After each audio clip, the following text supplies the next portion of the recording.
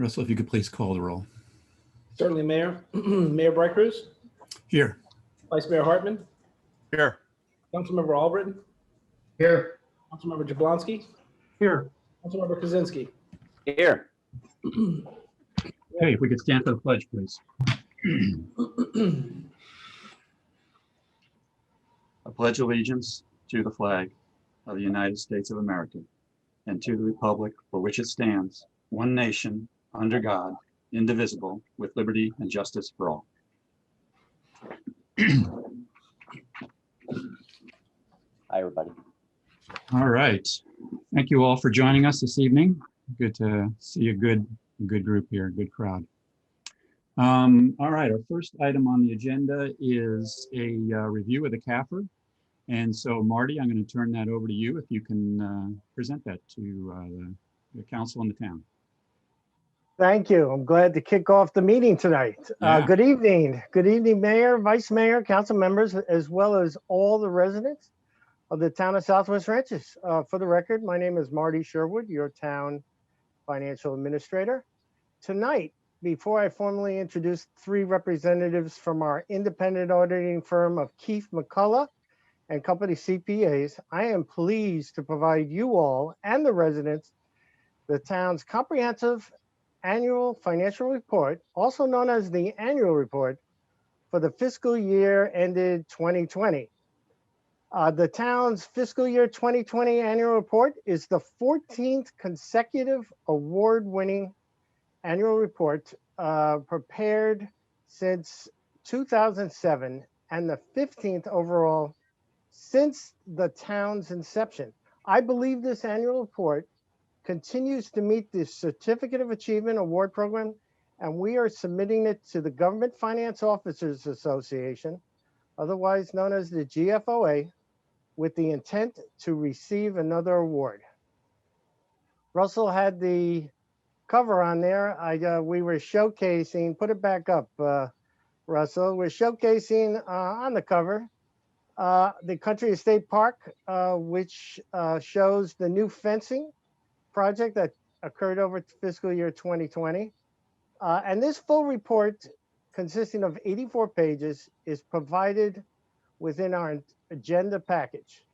Additionally, it has been posted and is available for download on our website, southwestranches.org. And as always, the front desk receptionist will have a copy for anyone to review once Town Hall is officially open to the public. Now, specifically, a few key favorable financial highlights that I wish to report are the independent auditors report, and which Keefe McCullough will elaborate more on later during their presentation. It reflects an unmodified, also known as clean audit opinion, which is the highest level of assurance, given that the town's financial statements were prepared in conformity with generally accepted accounting principles. An unmodified audit opinion gives comfort to the town council and the citizens of our community that the town's finances are being maintained and accounted for properly. A second favorable item on page 64 of the annual report, or page 91 of 156 of your agenda package, is the total change in the unassigned fund balance, otherwise known as the reserves, for the general fund, and it increased $213,631 from $3,939,370 to $4,153,041. And I am happy to report that this occurred even with the operational and financial impact from the effects of the COVID-19 pandemic. Also, it's important to mention that the unassigned general fund balance represents 31% of total general fund expenditures and net transfers for 2020. Therefore, the town continues to far exceed the minimum unassigned fund balance standard benchmark as recommended by the GFOA of 16.7% or 2 months of working capital, we have almost 4 months of working capital. That's double the amount of the minimum benchmark.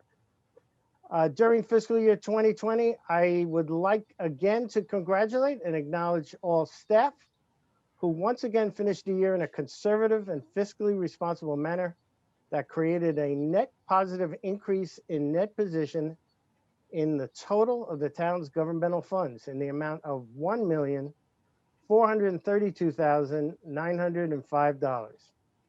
This is the 10th consecutive year of a positive increase in the governmental fund types. Finally, we are proud to report for the 8th straight fiscal year that the independent auditors report on internal controls and the management letter in accordance with the rules of the Auditor General of the state of Florida identified no material weaknesses or significant deficiencies in internal controls. Now let me introduce and welcome your next presenters from Keith McCullough. Keith McCullough has been dedicated to the public sector for over 50 years by providing professional services to municipalities, special taxing districts, charter schools, and other governmental entities.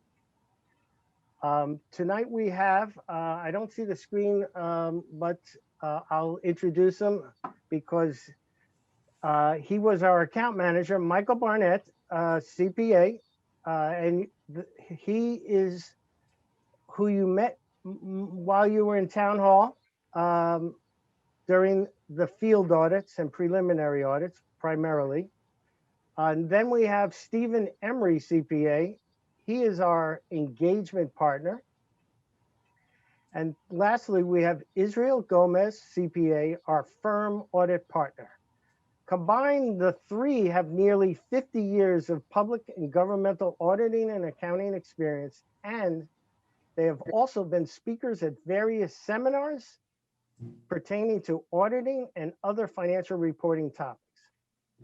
Keith McCullough, welcome, and you have the floor. Thank you, Mr. Sherwood. Thank you for that introduction. First of all, thank you to the mayor, vice mayor, the entire town council, town administration, management, and residents of the town of Southwest Ranches. First of all, it's our pleasure to be able to introduce to you the comprehensive annual financial report for the fiscal year ended September 30th, 2020.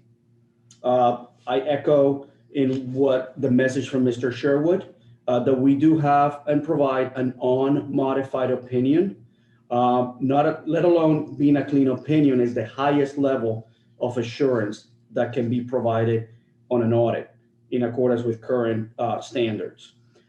We do provide our annual report. It does provide several sections, including financial statements and budgetary compliance schedules, not only to show the financial stability of the government, of the municipality, but also to show the fiscal responsibility and transparency when it comes to budgetary compliance. So on and all of the reports have been included, demonstrating both transparency and compliance.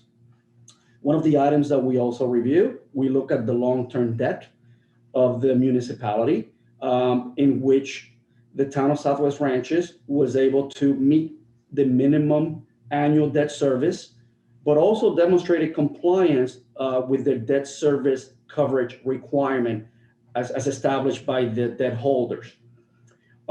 As Mr. Sherwood mentioned, last year, the town received the Certificate of Achievement for Excellence in Financial Reporting. One of the things that we do as part of our audit engagement, we evaluate the current year annual report to ensure that all the presentation information and disclosure in accordance with the Certificate of Achievement program is inclusive. This is a very prestigious award, and the reason for that is not only because it provides extensive financial information, but so important, it puts all of that information in a transparent way, not only for the town council, but most importantly as well for the residents. So it includes separate sections, management discussion and analysis, financial report and a statistical section. It's not only meeting the requirements of accounting standards, but also above and beyond the minimum requirements in accordance with the certificate. We believe that the current annual report meets the requirements for once again receive the award for 2020, which I believe is a very prestigious award and difficult to obtain because of the demands that it puts on your organization in order to get the report done on time.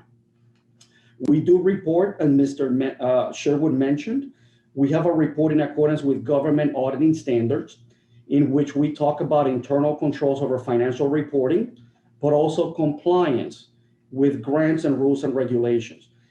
In our audit, we noted no matters that we consider to be material weaknesses, nor we encounter any instances of non-compliance.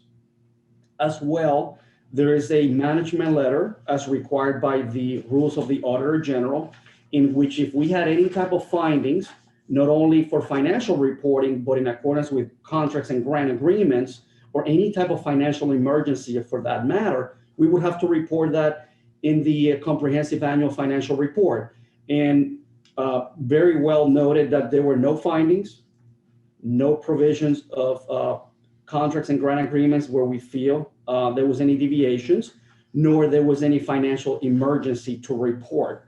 In addition, we also review for compliance with certain Florida statutes. One of them is an examination in accordance with investments. And the town did comply with the requirements of the Auditor General and the Florida statutes. Apart from the audit report, a couple of things that I always like to mention, which we're required to do so. Management is responsible for the selection and use of appropriate accounting policies. And there were no new accounting policies that were adopted or changed during the year. So when you're reviewing the financial report for this year, it's comparative to the prior year. There's no deviation from year to year. Also, there were no transactions where we believe there's lack of authoritative guidance or consensus. And all of the transactions were recorded in the proper period. We also look at accounting estimates when we look at collectability of receivables, property and equipment for depreciation and so forth. And we believe that the town complies with recommended and best practices established not only by the government accounting standard boards, but also by the GFOA. Very happy to mention, one of the things that we do when we're doing an audit, from time to time, we encounter transactions where we have to propose audit adjustments. We had no audit adjustments. I don't say that very lightly. I think that's a big testament for the commitment of your entire finance department, administration, and the support from the town council as well, because that gives us the comfort that during the year, the information that the town is receiving to make financial decisions, that information is correct and accurate. Very, very pleased to inform that. Disagreements. If we had any disagreements with management during the performance of our procedures, it is our duty to report that to the town council, and I'm happy to say that there were no disagreements with management during the performance of their audit. And lastly, we encountered no difficulties in dealing with management. Sometimes it's disagreements, sometimes it's difficulties, but no. Gladly to say that there were no difficulties, but also we felt that we received full access by all the staff members of the department in all of the departments where we conducted procedures, where not only we received the information requested, but the information was timely and it was accurately received. So not only we received the information, but timeliness to us as accountants and CPAs is very, very, very important. I really, really want to thank you, the finance department, for being able to conduct the audit in a timely manner. It's big, big, big that we're presenting by March 31st. I know with COVID and some of the remote environment, it does create a little bit more of extra work in coordination during the audit. But I think that not only the planning, but the field work and the report preparation, I think the communication with all the parties was excellent.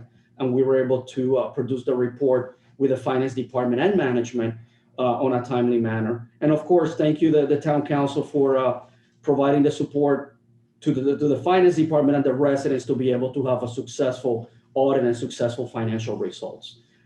Very pleased with the audit report. If there's any questions, either today or later, as a firm, myself, Israel Gomez, my partner, Stephen Emery, and Mr. Michael Barnett that is in the room. We're socially distant here, so we're on different spots here, but always happy to answer any questions or be available to you if any questions arise. Thank you.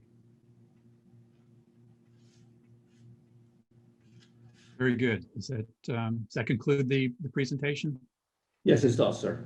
Excellent. Thank you. Hey, listen, I just want to personally say that give my thanks and appreciation to our finance team, Marty, to your leadership there, and all that goes into a report like this. This is a a fairly quick report, but the work that goes behind producing a clean report, such as we've just heard, is a tremendous amount of work. So Marty, thank you for your leadership there.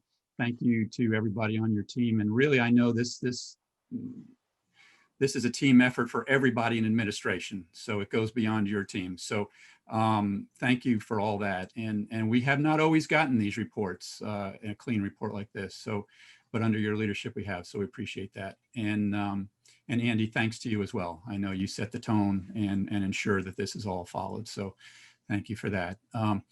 And lastly, we appreciate the auditors, your efforts in verifying. That's what gives us, the council, and that's what gives the residents the assurance that all is good and all is well. So thank you for your work in there and to verify that. Is there any other comments from any of the other council members? Great job. Go ahead. No, go on, Gary. No, I was just going to mention, Marty, once again, great job. And I know you didn't do it in a vacuum. I know through Andy's leadership, everything, it flows top down. And everybody has input, and the entire staff at Town Hall works according to how the parameters that are set out for all the procurement and the financial stability of our town. So, hats off again. Once again, another great year in spite of challenging circumstances. So I just want to say thank you. Yeah, likewise, it's tough to follow these two guys. They're extremely thorough. I look at, and everybody should look at the CAFR report as the same as a company's annual report. And with investments, I always go to the auditor's comments before I even read the report, because it generally puts things into context. They kind of point out the unusual things that companies do sometimes to report their results.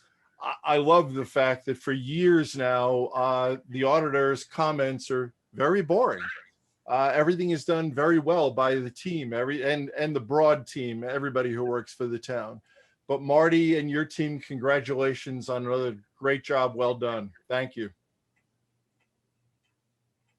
Excellent. Thank you, Bob. All right. If there's no other comments, we'll move on to the next one. Mayor.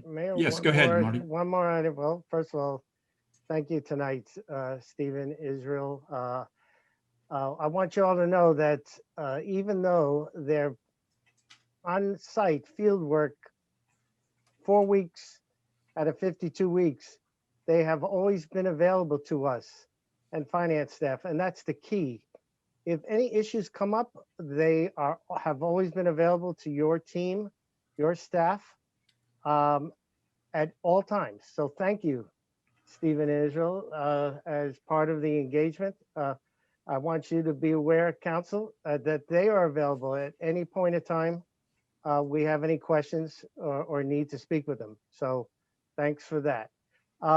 Mayor, it's recommended that the Town Council please introduce then accept via motion the comprehensive annual financial report as audited by our independent external auditors, Keith McCullough, for the fiscal year ended September 30th, 2020, including the communications to those charged with governance letter dated March 5th, 2021. I'll make a motion to what he just said. Second. Thank you. Thank you. Thank you. All right. Is there any additional comment from the council? Seeing none. Let's open it up to the public if there's any comments from the public.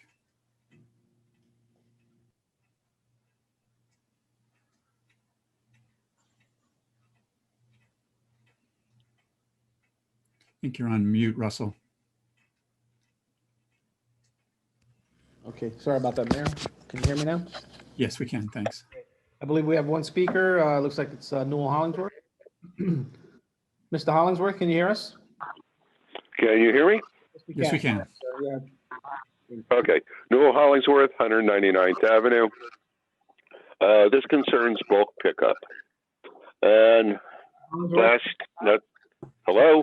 Newell, we're speaking on the approval of the CAFR. Is that what you intended? Oh, I thought this was on public speaking. You said you were going to the next item, so okay. Okay, yep, not quite I'll yet. wait. Okay, thank you. There are no other speakers. Okay, great. Russell, if you could please call the question.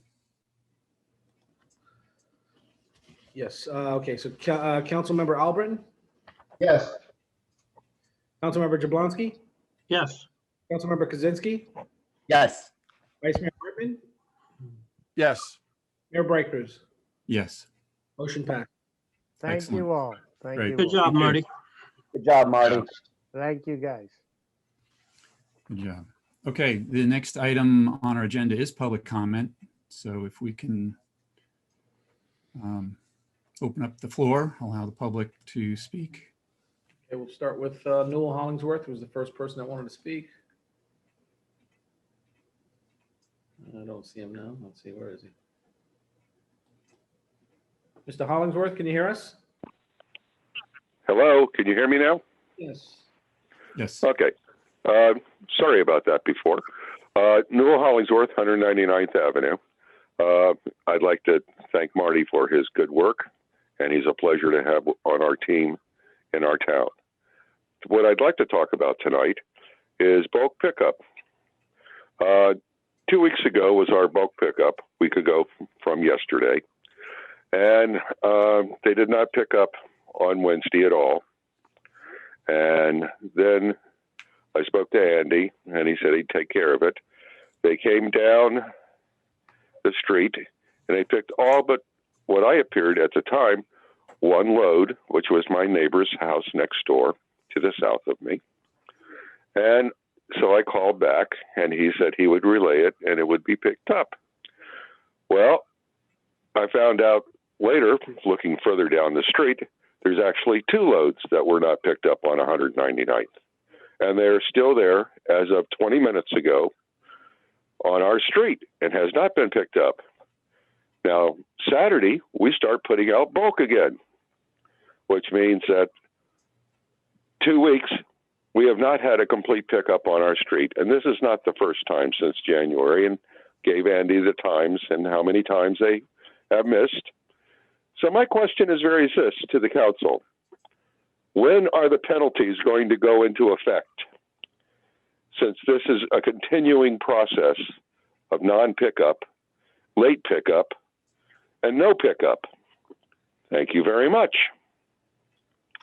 thank you, Newell.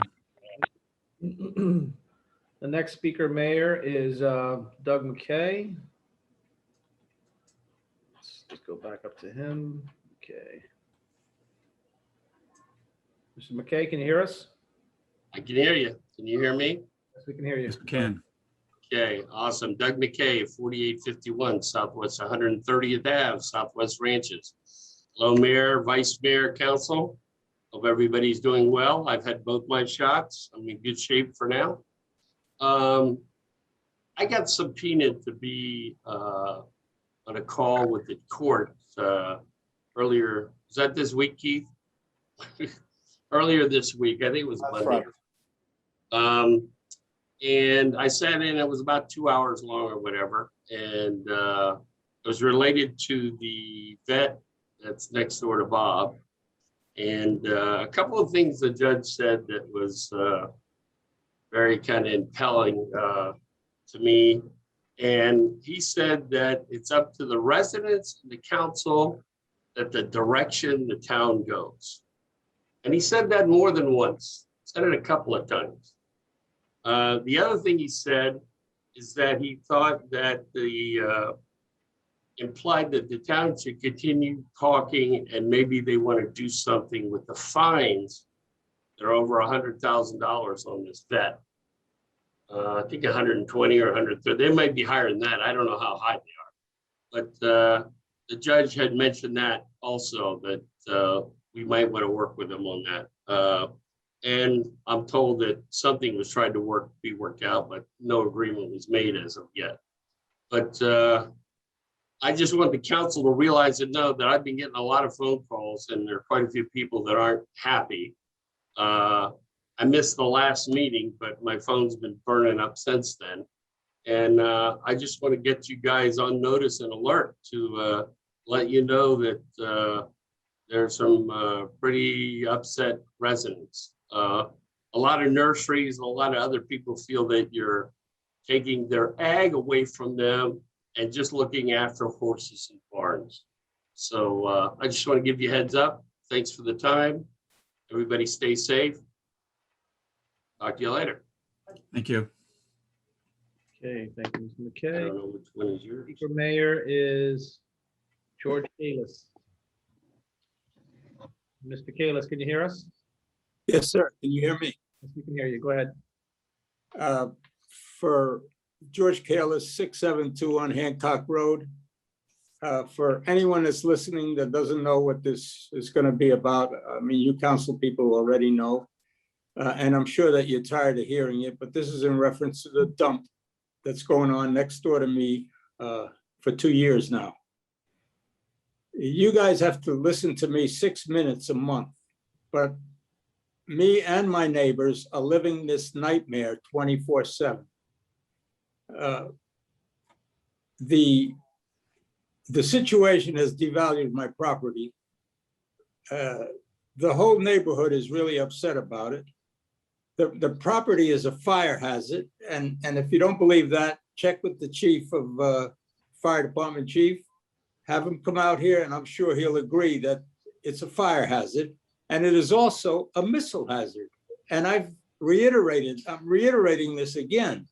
But should we have a hurricane, all that stuff is going to go flying, and I sure hope it isn't in my direction.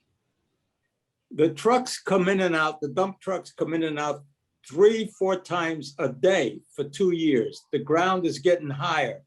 The water table is getting poisoned. And I don't even get any comments from you guys. I know I'm a pain, but it's happening. It goes on.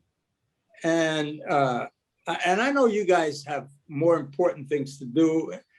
You're keeping us rural, and we all appreciate that. But don't forget the little guy. I've had this problem for 2 years now. I don't know, maybe Julio or maybe Keith can find a reason to stop the dumping. It's not as though he can't have his ag exemption. He's just taking advantage of that. And everybody knows it. It's not a secret. Everybody knows that he's getting paid to let people dump on it. There's companies that just come in, they have their own key, they unlock the place, they dump, and they keep going.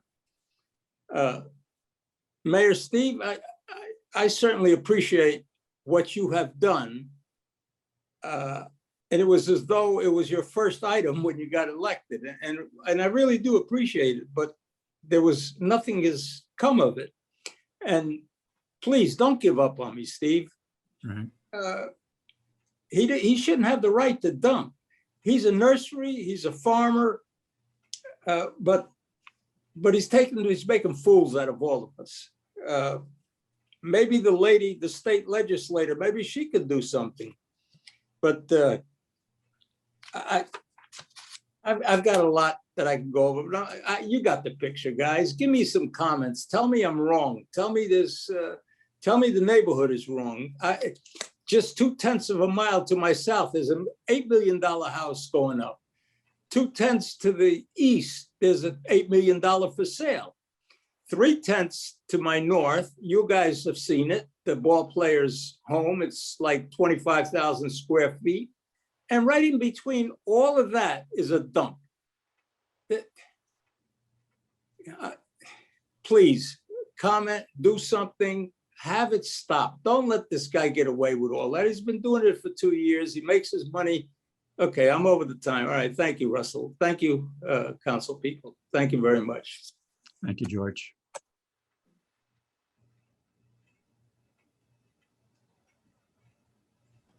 Okay, Mayor, the next speaker is Lorena Kalber. It's Kalber. Can you hear us? Yes, that's me. Okay, Can you hear me? yes, we can hear you. Can. Good evening. So my question is the following. I recently purchased a property on East Palomino. And I hear now that my ag has to go away, or you guys don't want to give ag, or whatever it is. I have a horse boarding and training facility. How does this work?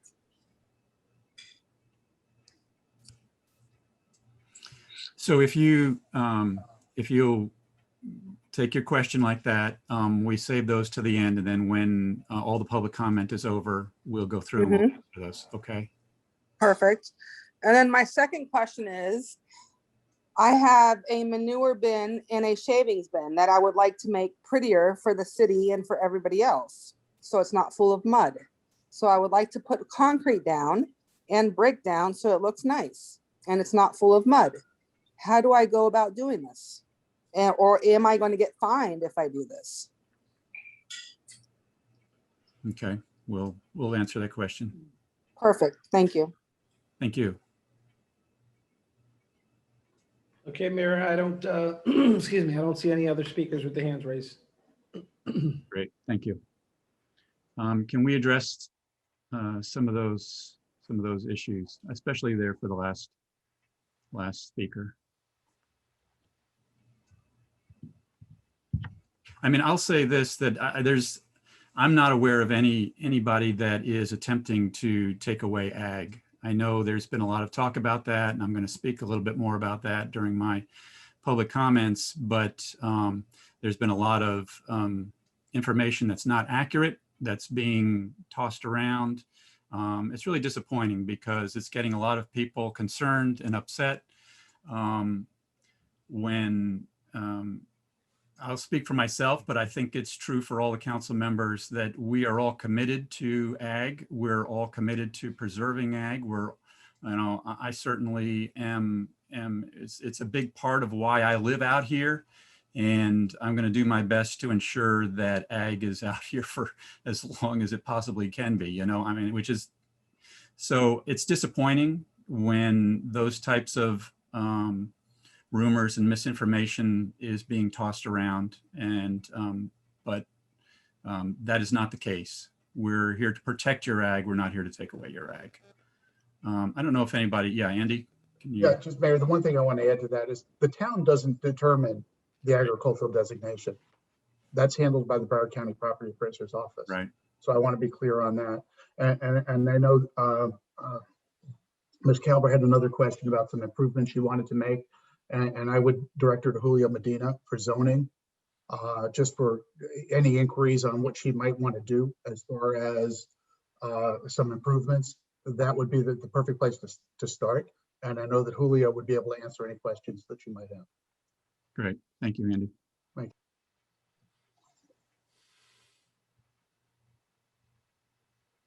you.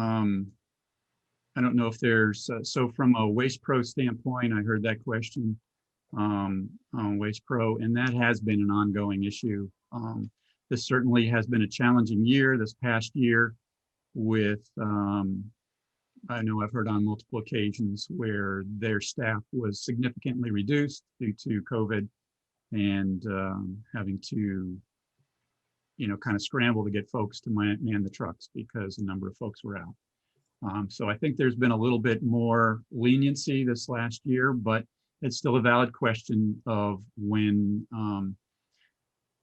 when we're going to kick in those particular penalties and ensure that their service is back up to speed the way it should be. I don't know, was there any other responses to any of the public comment?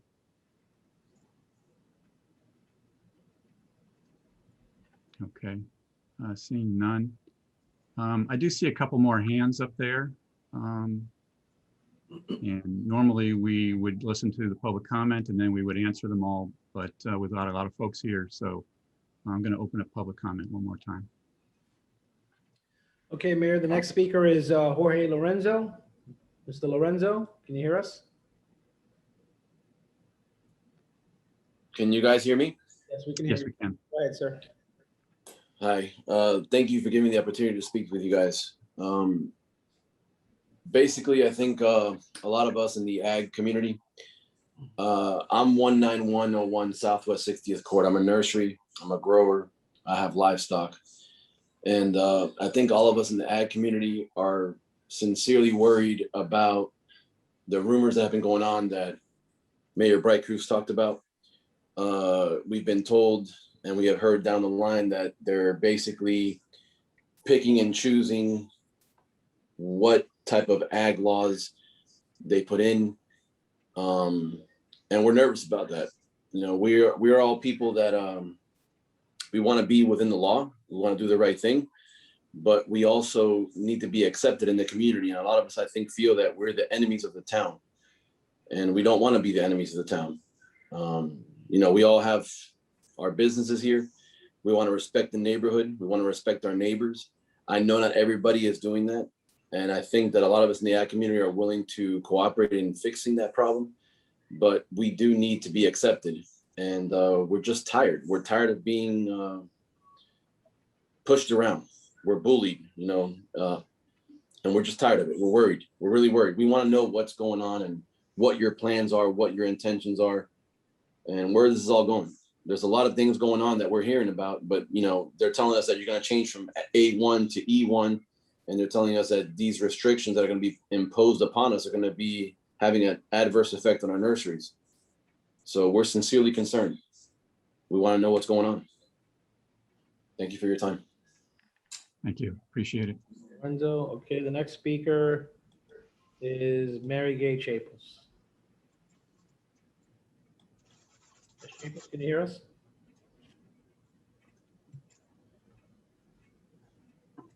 Ms. Chapels? Looks like you're still on mute, Mary Gay.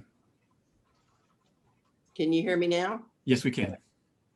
Okay. For everybody's sake, I've been here the longest. I've been in this area for over 60 years. 60 years ago, I got an A2, A1 zoning, which allowed me to do anything that the agricultural A1, A2 zoning allowed.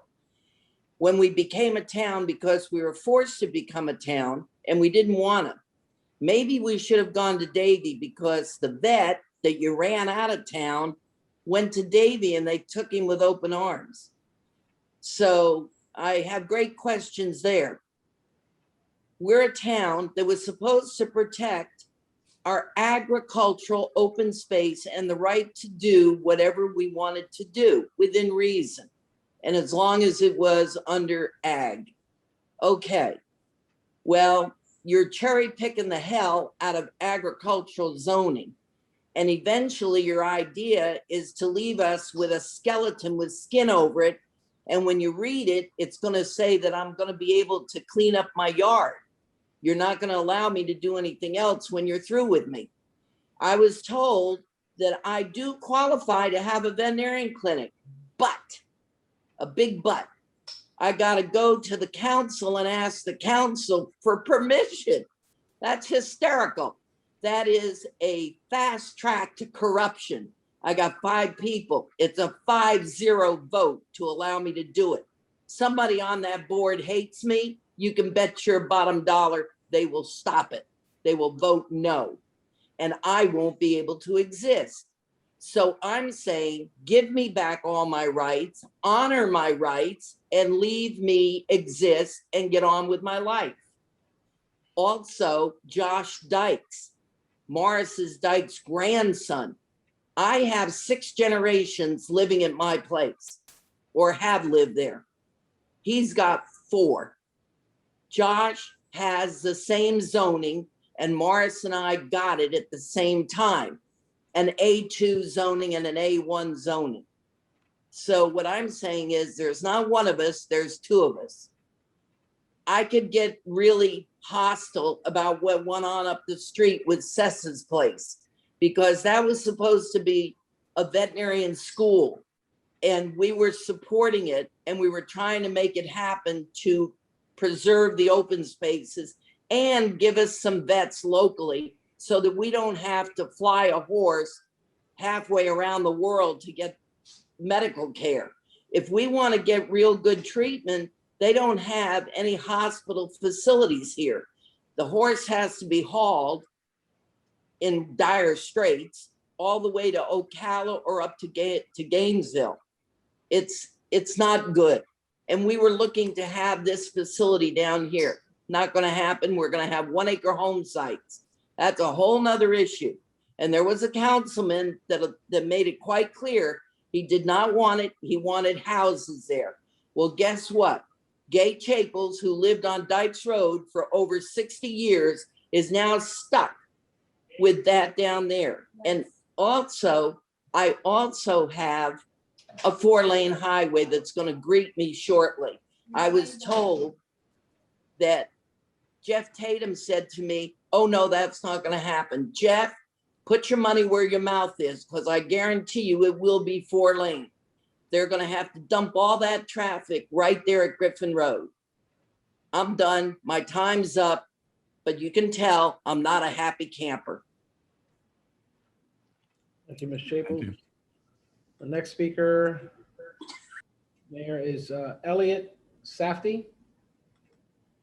Mr. Safdie? Mr. Safdie, can you hear us? We can just barely hear you. Good evening, Town Council. Can you hear me? There we go. Much better. Thank you. I'm a property owner at 7001 Southwest 185th Way. I own and operate a nursery. Been there for over 20 years. Pretty much conduct a small business. It supports my family. And I'm also concerned about these rumors, if you want to call it rumors, or these conversations that are going around the town that future zoning will restrict what type of product I can grow and sell. So I am concerned, and I'd like to just put you on notice that I'm not going to go down that easy. And I also would like to know, I see the backdrops you all have. Looks like someone has a backdrop of the farm, the American flag, which is dear to me. I'm a military veteran and retiree. I see a horse in the background. I see a lot of open space. I'm just wondering, are any of you guys in the ag business? Do any of you guys own cattle? Do you have any horses? Do you have any sheep? Do you know what it takes to conduct an agricultural business? Have you reached out to the farmers and asked for their input? Have you visited my nursery? Have you conducted a visit? Why not? The answer is no, you haven't. My gate's open every day, 5 days a week. And no one from the town council has come by and said, hey, we have this issue going on. We have this concern. We're considering changing the zoning. Why not get our input? So if you can't all answer that at once, perhaps at the end of the session you can. But I hope these are just rumors and just a sick, crazy rumor. Thank you. Thank you. Thank you, Mr. Safdie. The next speaker, Mayor, is Marianne Allen. Miss Allen, can you hear us? I can hear you. Can you hear me? You can. Please proceed. Okay, great. Welcome to the new council members and mayor. And I think you've seen how people in this town really love this town. We're so unique. And I like to post why I love Southwest Ranches. I love the fact that I have my horses here. Wild peacocks wander through my yard. I have open space, and we're so lucky to have this area. I've been here for 30 years, was part of developing this town and trying to preserve what we knew was precious and is still precious to us, which we're willing to protect. I had a question about Richard's agricultural question for you last time about the farm stands. You know, a lot of us have cottage industries here. We have our own beehives where we make our own beautiful natural honey. People have avocado trees. They have a lot of produce. You can't really go to Publix and sell your stuff. And I think it's wonderful if residents could go to our farm stands right here in Southwest Ranches and purchase these wonderful items. And that was a gray area that Richard asked, are we going to get fined for having a farm stand? Even though under the agricultural ruling from the Florida Farm Act, we should be allowed to.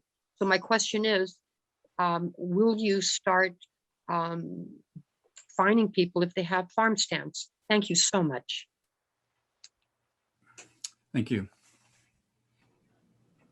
Okay, Mayor. The next speaker is Susie Aylshire. Ms. Aylshire, can you hear us?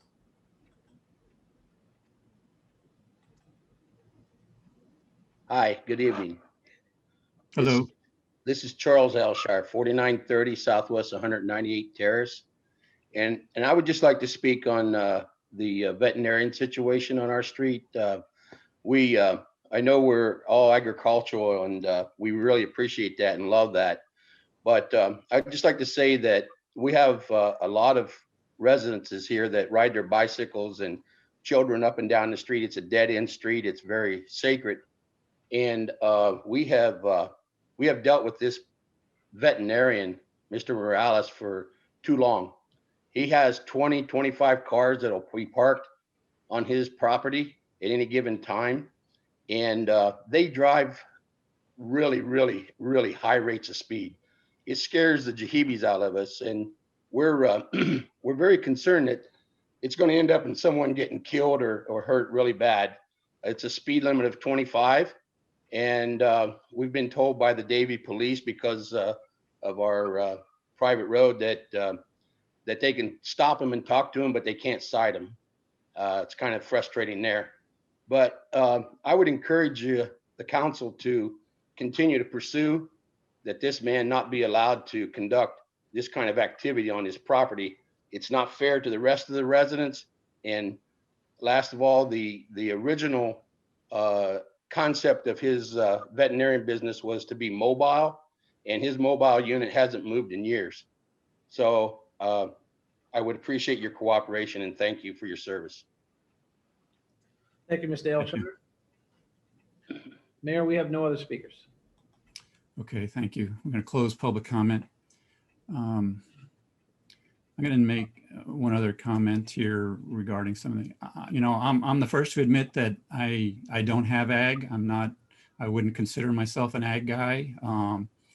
But that doesn't mean that I don't have a sincere appreciation for what ag is to our town and what it had to do with my desire when my kids were very young to find a place to live.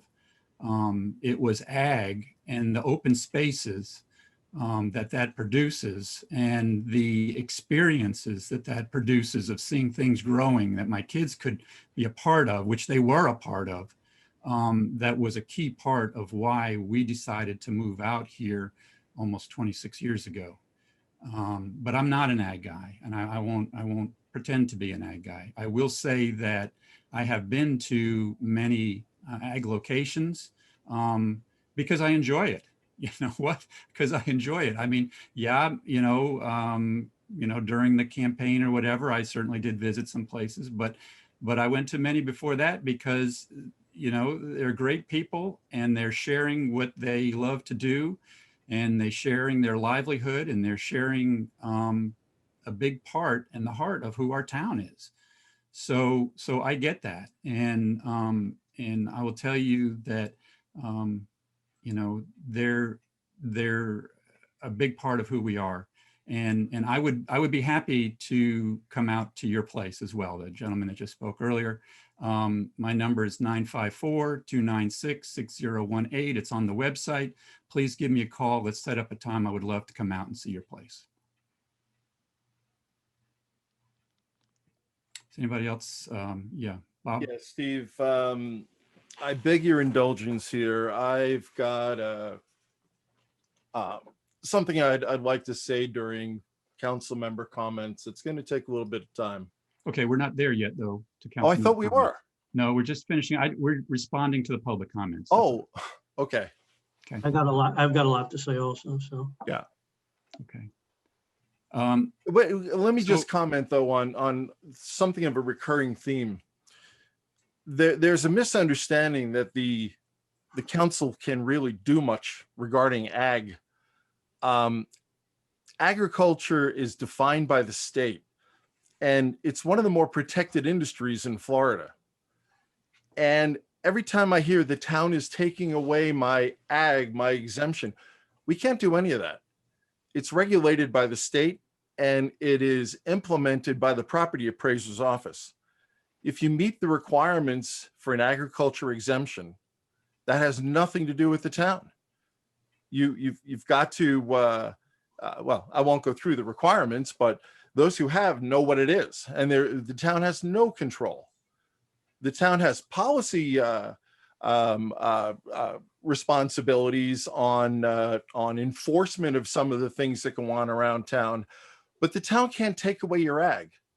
The town also is not going to turn around and change all the A1 properties to, I don't know, I heard E1, I'm not sure what that is.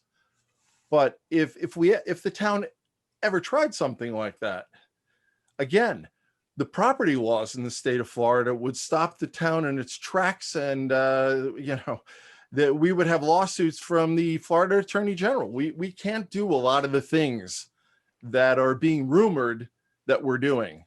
So I just want to put that out there. And I'll go into the reasons why I think it's going on in a couple of minutes. And also, I wanted to thank Charlie Alshire for speaking tonight. Charlie was our HOA president for 10 or so years, and his wife was our treasurer, and they're well aware of what's gone on in the neighborhood over the last several years. I think they probably have been in the neighborhood for 20, 25 years. So thank you, Charlie, again, for your comments. Thanks, Steve. Yeah, thank you. I do actually, Gary, did you want to speak? I don't want to cut everybody else off. I was going to wait in council member comments. Okay. If that's, there was a couple other things related to public comment that I wanted to mention. First one is George Kalis. George, I know that's a difficult situation you're in. And this is the conundrum that we're in. This is the tightrope that we're trying to walk. Here is a business that is meeting all the standards of ag. I know, George, that's not necessarily what you want to hear, but the town has looked into it. I've looked into it. Legal has looked into it. Walked the property with Fred Siegel, and we talked about it. And it is meeting that standard. Would I want it next to my house necessarily? It's not really one of those kind of ag elements that I was talking about earlier that I would really want right next to my house. And so I get what your issue is. And this is the difficulty that we have of kind of walking this balance between the two. But it is an ag business, and as Bob just alluded to, it's a state and county issue, and so it's outside of our control. To be honest with you, I would not want to put the guy out of business, but I would, it would be good to have it cleaned up a little so that it's more agreeable to the neighbors. But all that's out of our control. So I wanted to mention that, George. I do sincerely appreciate what your issue is and how difficult it is. The last thing that I wanted to touch on, and I'm not the expert to answer this one, but is the cottage foods that has been brought up a couple times. And I welcome anybody. There's probably folks on this call that can answer this better than I can. I can tell you that when we talked about that with the new nursery ordinance, that was specifically broken out to protect that so that it would not be restricted in any way. That's part of who we are. That's an important part. Jeff, I don't know, maybe you can speak to that better than I can. Yeah, Mayor, thank you. I wanted to make it clear that our Our code allows you to sell what you grow on your property. That was Marianne Allen's question. So whether you're a farm or you just grow, fruit as a hobby or what have you, you could sell it on your property. And the nursery ordinance the town's been working on for quite a while and is making its way through the comp plan board for a second go through, seeks to expand that by also allowing you to sell cottage foods, which is taking food that you've grown on your property, making it into a pie or some other more elaborate product than just what you pulled off the tree or out of the ground, and also be able to sell that on your property. So I just wanted to make that clear. Thank you, Jeff. Appreciate that. Okay, any other responses to public comment? No, I'll wait. Okay, seeing none. Board reports. Are there any board reports?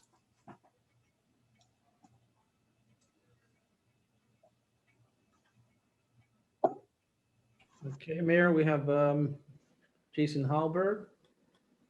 Mr. Hallberg?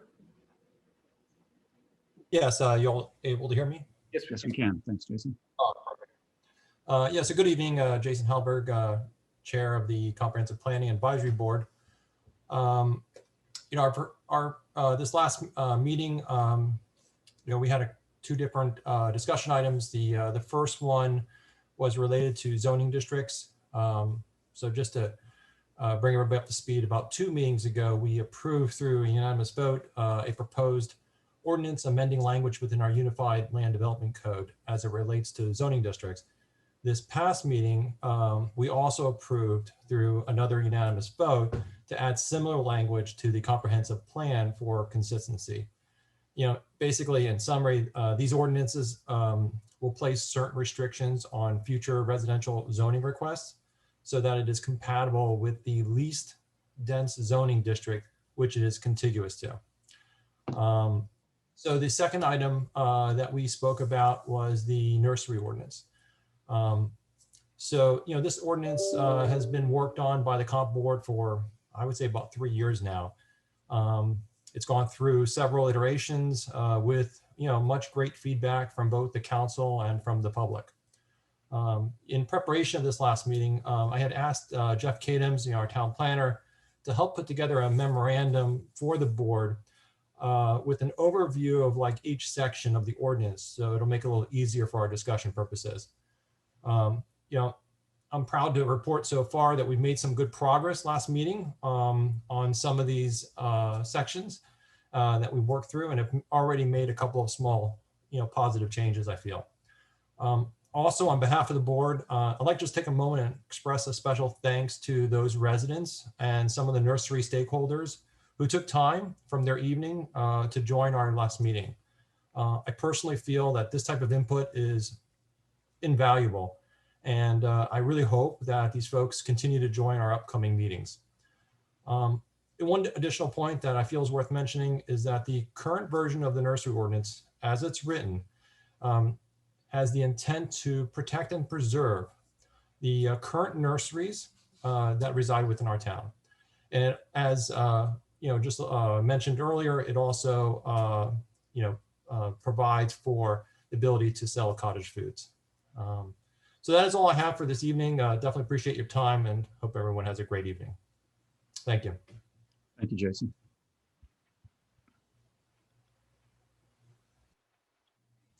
No other hands raised for board reports, Mayor. Okay, great. We'll go into council member comments. Jim, I think I saw you wanted to speak. Yeah, Mayor, thank you, Mayor. Councilman Hartman, Councilman Jablonski, just give me about 3 minutes or so and you can have the floor for the rest of the night. Sure, want it. Council, thank you so much for this evening. Residents, thank you for attending. For those that are listening in on the phone, I'm Jim Albritton, and I'm the District 3 Council member, newly elected. I'd like to spend just a couple moments this evening and give you 3 of my perspectives about what the town's rural lifestyle means to me. The first perspective, I've met a countless number of residents, since moving here in 1985. And I had the opportunity to listen and speak to a number of them during my recent campaign. And this is what I heard. The rural lifestyle means a lot of different things to our residents. They enjoy equestrian. They enjoy poultry with the chickens, livestock with the goats, the cows, and the sheep. They have nurseries. They enjoy beekeeping. They're animal groomers, and the list goes on and on. But we also have to remember that we have residents who have no animals, who have no plants, no bees, etc., that enjoy the same rural lifestyle. And that brings me to my second perspective. Let me give you a made-up scenario. All right. Your neighbor, owns a mobile food truck, and he makes a living by traveling to all the job sites throughout Broward County for breakfast, for lunch, and for dinner. And then one day, this neighbor decides to park his food truck in his driveway and have all those workers from all those sites come to his house. This neighbor now has a commercial restaurant open morning, noon, and night, not a mobile food truck. I know some neighbors may say this is a great thing because we need I guess, more new restaurants. And some might say it's great because they don't have to cook as much.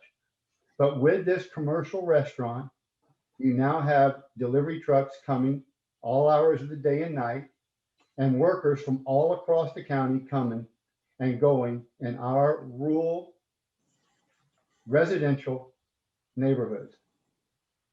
It's easy to say, live and let live, if it's not in your backyard. And my third perspective, I'm speaking for myself, but I feel that my fellow council members and my mayor all feel the same way. We want to keep Southwest Ranches as rural of an open area as possible by keeping the commercial interest in our commercial use zone areas, not in our residential communities. And I'll close with this. There are a lot of ways, there are a lot of things out there that I call rumors. And these rumors remind me of a game we used to play as a kid. Mom used to line us up 4 or 5 at a time or 10 deep, and she'd whisper into our ear just something like, the ice cream man is coming at noon and all the ice cream is free. And by the time it got to the end, the kid at the end heard the ice cream man isn't coming, but they're going to take all your ice cream away. So you can see how things get twisted, all right? And the rumors out there hurt. I do not believe that this council has any intention of taking the ag away. So what I'd like to ask each and every one of you to do, if you're in that line, at the beginning of the line or at the end of the line, and you have a question, please pick up the phone and call. Call your councilman or any council member, all right? And I'm 100% positive that you'll get a straightforward answer. If you would prefer to come by my house, I'll set up a time and we can sit out back and discuss your questions as I have done in the past. But I want you to remember this also.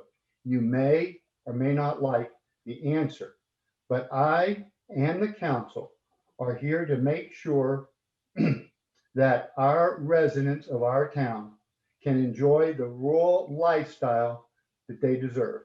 And I thank you for your time. Thank you, Jim. Thank you, Jim. I'll get next. Okay, thanks, Gary. All right, thank you. Just want to address several things that have come up with a lot of the speakers. Just for answer one gentleman's question, the horses that are behind me are in my backyard. And guess what? I don't own them. They're my neighbors. I have open pasture area and I allow them to graze their horses in it. My other neighbors have goats. I allow them to come in and clean up the weeds. There's chickens in behind my garage right now. I don't own any of those chickens. I own dogs. And unfortunately, all the dogs are not with me anymore. But I loan my pasture out to my neighbors. I'd like to see any one of those other people, I don't make a comment like that. That's how dedicated I am to the rural lifestyle that we have here. Okay, so I just want to make sure everybody understands that. I'm not in so much into animals, farm animals, I'm into plants. And I have recently, to answer one gentleman's question, I went to like 7 different nurseries last week, running around buying plants and checking out the local stock. I bought probably somewhere in the neighborhood of maybe 100, 150 plants in the last 6 months, all of them from nurseries within 1.5 miles of where I live. And I live in Rolling Oaks, right on the main drag. So, you know, to think that none of us support the rural lifestyle or the agriculture out here is laughable. It is somebody creating ill will and people stirring the pot. And I really resent it. I really do, because I've got a track record, and as we all do. I've been here as many years. I've been here 3 decades. And I have cows across the street. I have, I can't wait for the cottage food thing to go through. I'm growing mangoes like no tomorrow, and pineapples. And guess what, folks? There's going to be a daiquiri stand in front of my house. So, you know, I'm pretty sure I'll have a lot of business. All right, little levity there to help break that up a little bit. But I just want to make make that clear to everybody. I mean, this is, you know, we all moved out here for this. This is why we're here. You know, we didn't move out here to be, you know, to have our neighbors next door to us like 10 feet away, a 0 lot line. We moved out here for all the open space and everything that it gives to me.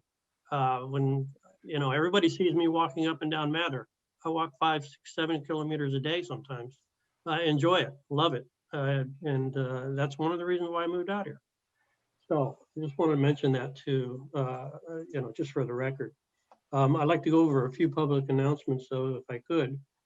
We have, so I'm changing the subject here a little bit. We have COVID testing going on at the barn right now on every Friday and Saturday for the next couple of weeks. It's no cost. It's drive-in. You don't have to get out of your car. Very convenient, and it's all set up, and it's at the barn here in Rolling Oaks. So I just want to make a mention of that. April 17th, we have bingo coming up, virtual bingo for the advisory board. That's $10 per card and $30 for 4 cards.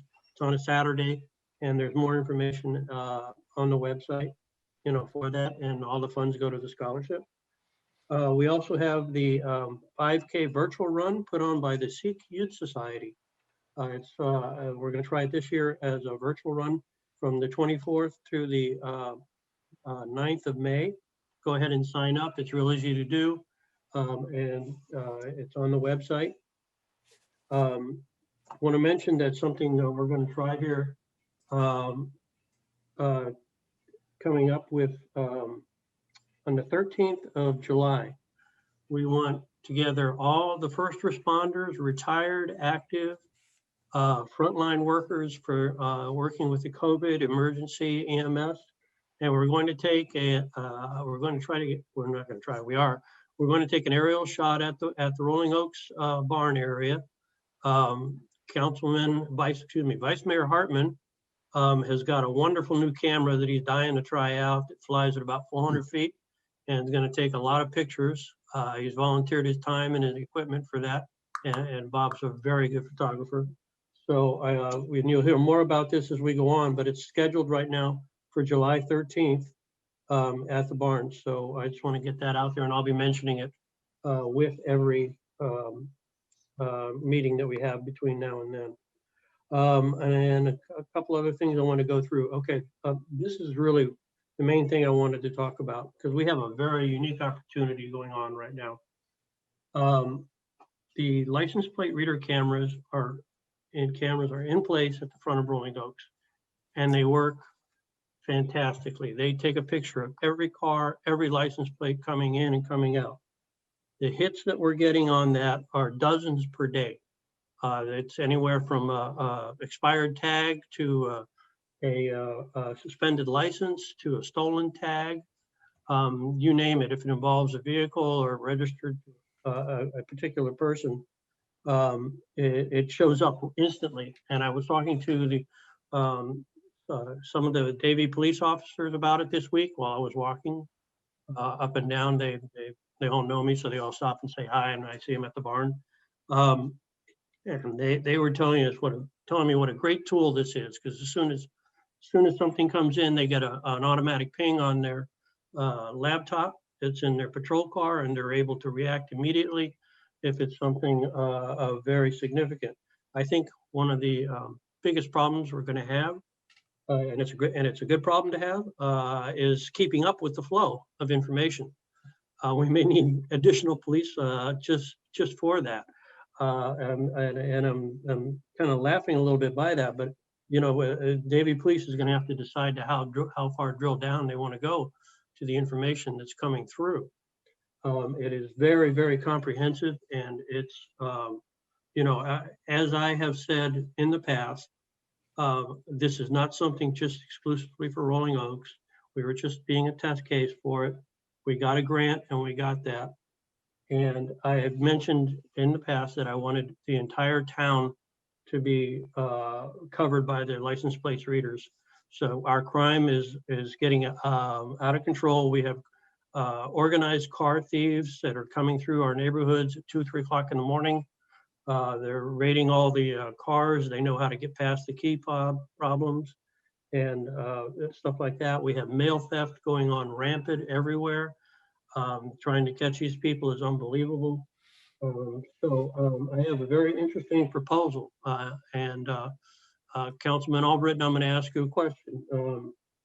How would you like to have 8 cameras for your area, country estates, Deems Ranches, at no cost to the town? Would you agree to something like that? License plate reader cameras?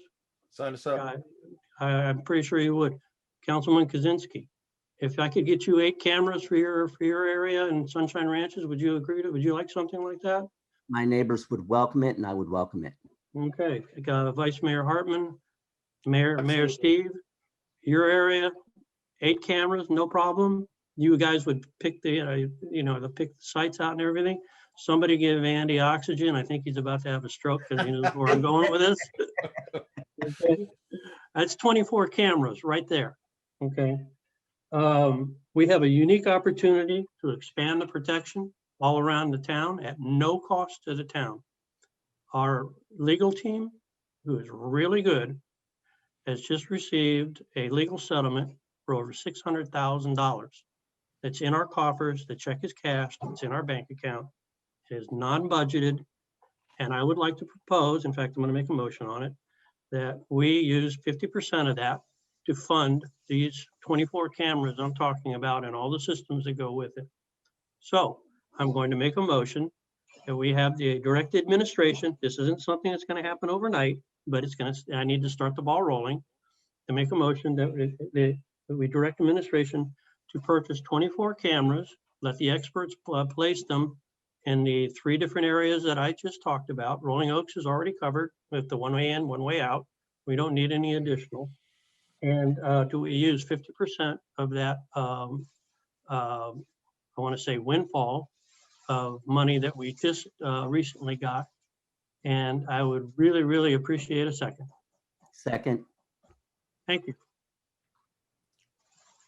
Okay, I'm almost out of gas. Where do you want to go with it? Where do you want to go with it right now, Steve? All right.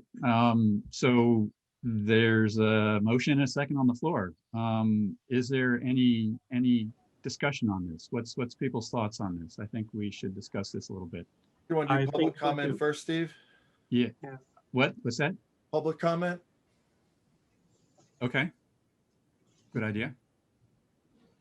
Russell, if we can, Yeah, I got a great. We've got some folks. Yeah. Mayor, the first speaker is Newell Hollingsworth. Mr. Hollingsworth, go ahead. You have 2 minutes. Hello, Newell Hollingsworth. Can you hear me? Yes. My question is the first I've heard about it. Could someone please explain this windfall, or however you wish to describe it, and how did we come about it, etc.? Thank you very much. Thank you, Mr. Hollingsworth. The next speaker, Mayor, would be Marianne Allen. Ms. Allen, can you hear us? Did we lose her? Okay. I think you just dropped off. All right, maybe she'll come back. The next speaker would be Elizabeth Ramirez. Ms. Ramirez? Can you hear us? Ms. Ramirez, can you hear us?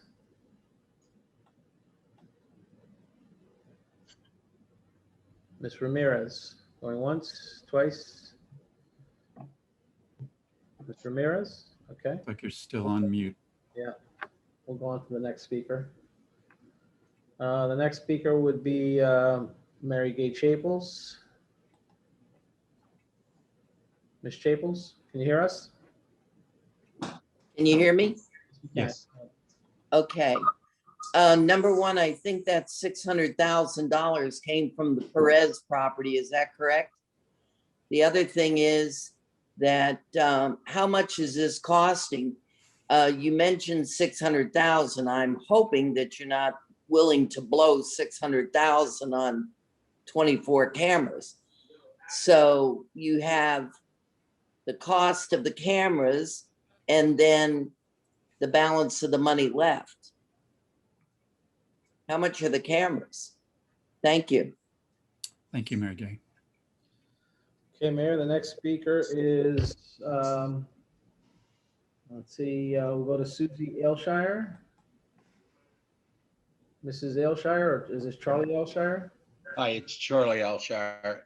My question was, from what I understand, the cost of the installation of the cameras was half of what the 600,000. So, but what would be the operating expense for those cameras on an ongoing annual basis? Thank you. Thank you. Mr. Aylshire. Okay, the next speaker, let's see. Let's go back to Marianne Allen. Ms. Allen, can you hear us? Yes, they didn't give me the option to unmute the first time you asked me, Okay. but I'm not so tech savvy, sorry. I like the idea of the cameras, although I don't like Big Brother, but we're having a lot of issues through all of Florida with horse slaughter. And as the economy gets worse or the COVID gets worse and people start having food shortages, they're going to come for our animals, horses, cattle, sheep. I like the idea of the cameras because if we have an incident, we can review the cameras on whatever strange cars came into the area so that we may have a chance at catching these perpetrators. So I do like the idea of the cameras, and thank you very much for offering that to us. Especially David, you have my vote on that. Thank you. Thank you very much. Thank you. Thank you. Go back to Ms. Ramirez. Ms. Ramirez, can you hear us?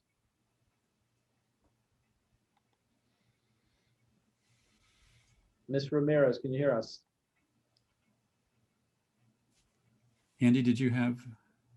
Yeah, I did, Mayor. I mean, there were a lot of questions on costs and maintenance Okay, costs and those kinds of things. And I just wanted to point out to those residents that I think Councilmember Jablonski's motion was to spend half or put up to half the $600,000. Obviously, we have a lot of research to do from an administrative standpoint to bring that back to the council. And the council would certainly have an opportunity to vote on it. And the council would have all the information at that time that the residents could consider as well. Thank you. Thank you. Mr. Ramirez, we apologize. We're not able to hear you. Looks like you're still on mute.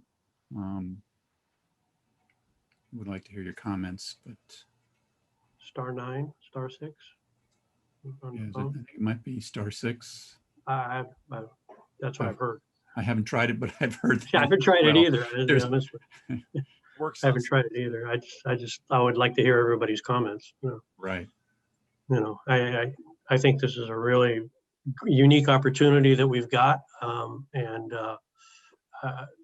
it's my motion was to use 50% of the money, which is 300,000, which is how I came up with the camera figure based on the numbers that we used here in Rolling Oaks for the cameras up front. So we already have a known quantity, of what this costs and all the costs associated with it. I wanted to direct the administration to move forward with this and earmark that money to that. Because like I said, this isn't anything that's going to happen overnight.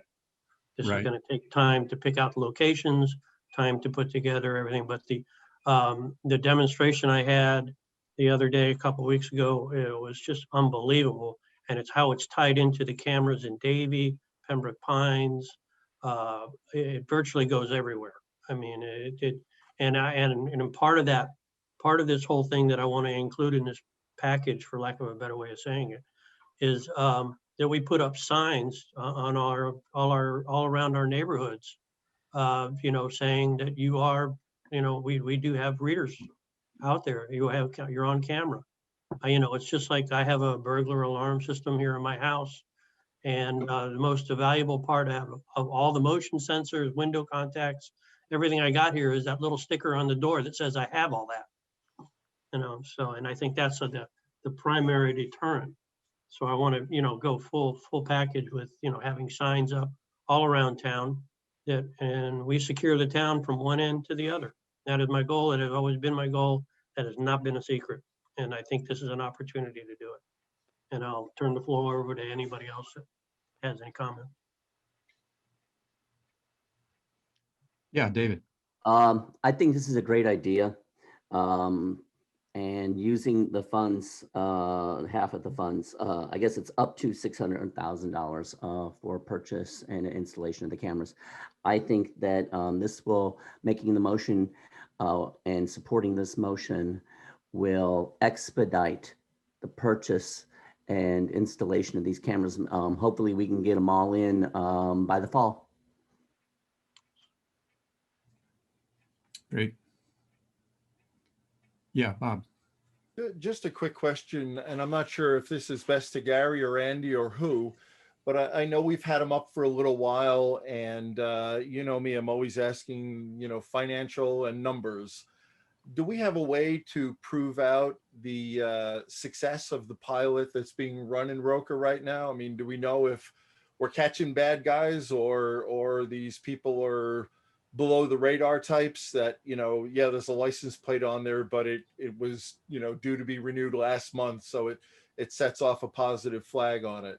Are we keeping any metrics to determine the success, or does Davie do this as a matter of course with their police department? Andy, you want to grab that one? Yeah, I'll touch on that if that's all right. Thank you. Obviously, it's very new. I can tell you that we've gotten a significant number of hits. I think overnight we had 35 hits the other night, just during nighttime hours from like midnight to 8 a.m. The vast majority are expired tags and things like that. So Davie PD has been out there. They've written some tickets for that.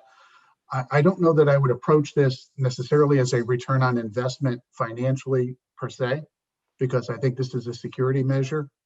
And when we have, the return on investment is going to be when we have a crime and we're able to solve it because of those cameras. Yeah, Andy, I meant no financial ROI on them at all, Okay. But I just want to make sure that we know that they're successful by a reduction in our crime rate. I mean, we're talking about all the nasty things going on. We all read the crime reports on a weekly basis. There's certainly opportunities out there, but there's two things. I mean, are we catching the right people, and is Davie pursuing, aggressively? Yeah, and I think it's going to take time for that data to accumulate. But from the limited demo that I have seen of the system, I'm hugely impressed with it. And it's not just here; it ties into LPR readers all over Florida, quite honestly. So if there's an alert somewhere else, and they come into, there's a bad guy out there, and the tag goes into the system, and he drives into Rolling Oaks, we're going to know it. Yeah, So I just protecting Rolling Oaks, it ties into a much bigger network. Sure. Yeah, I just want to add to this, add to the comment. This is a proven system. This isn't something brand new off the shelf. This is something that's ongoing. It ties into the FBI database and whatever federal agencies there are out there. I mean, this is pretty extensive stuff. So we're not really being guinea pigs here. It's just new to us, is really what it's coming down to. Right. Just one last quick question then. I'm all for this, but I'd also like a little bit of an education on it. So maybe the vendors can come in and give us kind of a high level of what the equipment is capable of and what we can, I don't want to say what we can expect, but what kinds of outcomes they've seen elsewhere. Yeah, we, Yeah, we sure. can certainly arrange something. Yeah, we can arrange all that. The versatility of the system that we had, from what I gathered at the demo, when it was a live demo, we were tracking cars going in and out of Rolling Oaks, and it was very interesting. We're like at the basic level of what they can do. They can really expand the system if we want to go with visual, if we want to go with motion sensing. There was capabilities that we weren't even entertaining yet. We were just trying to get the one system going, and it as soon as we turned it on, it started taking off. So it's just a matter of how far we want to drill down. It's Right. really and when the bad guys come in and they start raiding all the cars, or stealing mail, we've got, hopefully we'll catch them on the cameras, and have empirical proof that the police will use. And this is only, the police are the only ones that have access to this. I need to emphasize that. None of us have access to that. It's strictly a police procedure, at that point. And that's very, very important to know that. Okay, have I sold it and bought it back yet or not? I do want to make a couple comments on it. I do definitely support this, but I do have one concern, and it's a pretty big concern, and that is that I believe we need a policy for this. We need a policy around this. I would not support, I got to tell you, I would not support that every time that there's an expired tag that goes through there, that Davie Police starts knocking on our residents' doors. I don't think that's what this is about. And I want to make sure that that is spelled out in a policy and acceptable to Davie Police before we deploy these all over town. I mean, I think we need to discuss what's going to be actionable and what's not going to be actionable on these. This certainly, we live in an amazing place, but one of the things we've really struggled with is some crime in certain areas, and it just seems like certain times it really pops up, and this could be really the answer to stop that. So please don't misinterpret my comments as not supporting it. I do support it. I think this will be a major improvement in our area. And Gary, thanks for putting this forward and kind of finding a method to fund it. But I do believe that a precursor to putting that out there is to have a policy in place that we are all comfortable with and is debated with the residents, and we can move forward with. So that would be my only caveat. Yeah, I would say we could do that on a future council meeting. Obviously this is going to take some time. Andy's got a lot of work ahead of him. And we can put that on as a discussion item as to how we want to drill down what we'll get Davie involved, the chief of police, whoever on their side, that we're allowed to, discuss with and figure out what level we're interested in. Obviously, somebody who has an expired tag may not even know their tag's expired, right, exactly. That sort of thing. And I think that, that would be the very bottom of the barrel that we wouldn't even really want to pursue. But I want to make sure that's the case. I don't want to. Right, I understand that. I'm not disagreeing with you at all. And it was very interesting. A lot of the hits were people driving with suspended licenses, whether or not they were the plate was tied to a suspended license. So, that was kind of interesting. And then we had stolen tags. And, people coming in with vehicles with stolen tags, they can't be doing anything, right. That's the kind of stuff that gives us. It doesn't give us, the 3 a.m. where was my son and my daughter, when they weren't home. That's not the kind of information that goes out with this kind of stuff. This is strictly police information. So I want to emphasize that. Right. Andy, you got a comment? Yeah, if I may, Mayor, 2 points I want to make to that. One is your point is 100% correct. And I will tell you, based on the number of hits I've seen on the system now, that if we expand it to that level, there aren't enough officers on the street in Broward County to run down every one of those lesser hits. So we don't want to harass the residents, but we will need to put priorities in order and as far as what we're identifying. The other thing that's really wonderful is we had a stolen tag that was identified, was picked up in in Rolling Oaks, another system in Fort Lauderdale picked it up. They know where he lives now, following the stolen tag where he surfaced within that same system in multiple places. So it's really fascinating the way it ties into other systems elsewhere and really expands our reach and our database. Thank you. Awesome. Awesome. Great. Thank you. All Any right, well, other council comment on this? Call the question. I know I'm breaking the rule, but I see 3 hands up. And I know we already had this, but we already had public comment, but I'm going to open it up again. I want to hear what this is new. It's a new idea. It's new thought. I think I want to hear as much public comment as we can get. So Russell, if you could please open public comment again. Certainly, Mayor. First speaker is Mary Gay Chapels. Ms. Chapels? Yeah, just you got me? Yep, we got you. Okay. I know you're not allowed to spend town money on private roads, and Deems Ranches is nothing but private roads. I'm not saying that it's good or bad. I'm just saying, I know we had an issue before about spending money on private roads. And 345 is private, and I believe Bob's Road is private. And so it goes. We have a lot of private roads in this town. So I'm just saying, I'm throwing that out there. I don't believe you can spend money for cameras on private roads. Yeah, thank you. Yeah, we'll definitely have to check that out. Thanks. Hey, Mayor. The next speaker is Jim Lasky. Mr. Lasky? You there, Jim? You're on. Okay. Yeah. Of course, that's an excellent idea. The former police chief of Aventura lives down the street on 188th Avenue. Real nice guy. He was one of the first people in the county, or Dade County, to implement that system in Aventura, and all the other cops soon after took note of that. BSO will agree with you too. It's a very good idea. BSO people are connected with our family, and they've often said in past years, you're going to have a load of people, but don't forget, police officers have all the discretion in the world with a misdemeanor, and some of these tag issues and things you talk about are perfectly excusable because you're going to catch a lot of people.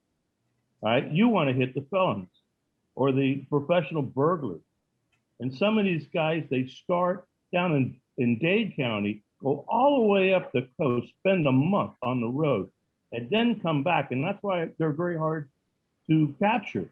One of my former neighbors used to be on details where they actually followed the guys. So yeah, it's going to work, and it's going to work fantastically. And I think you might even have enough forfeitures, excuse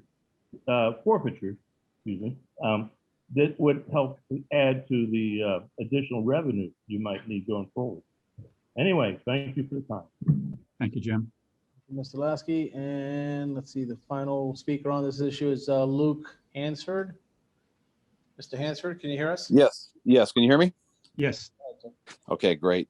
Yeah, the mayor kind of answered my first concern. You know, my concern would be that these don't turn into something like a red light camera. We're trying to catch criminals, and then me as a resident, next thing you know, I'm getting a ticket. Could be kind of seen as harassing the people that live there. Another concern I would say is that if you're posting signs, or if the word gets out, some of these guys that come through stealing boat motors and certain things seem to be very organized. I would think they would just cover up their plates. Something just to think about. And another way, some people had mentioned that the police department may not be able to handle it. You know, there's like there's a website called Nextdoor, and you can also really encourage neighbors to get more involved with these things, because in my neighborhood, I have a second home, and cars have been stolen and whatnot. And if you go on Nextdoor, people put their Ring cameras on there, their regular cameras. So yes, they might be a good idea, but there's also technology that's already out there, and you can encourage residents to register on Nextdoor and apps like that, and to be more vigilant and to participate. So it's not all put on the police department, and you'll have even more cameras and more eyes on the roads out there. Thank you. Thank you. Appreciate it.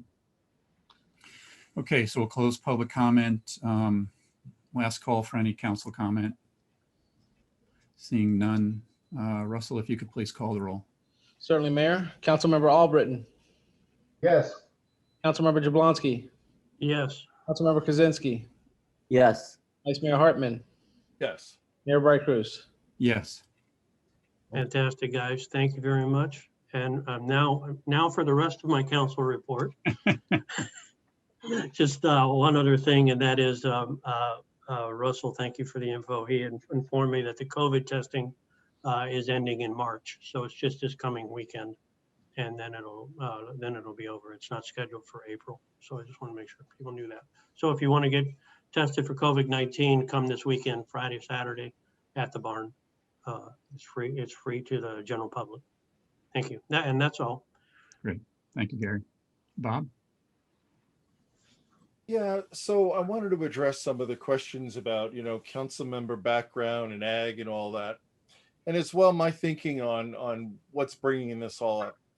I grew up in a community that was formed in 1641 when the land was bought from the local Indians. I'm from Bethpage, New York, which is located about 30 miles from New York City.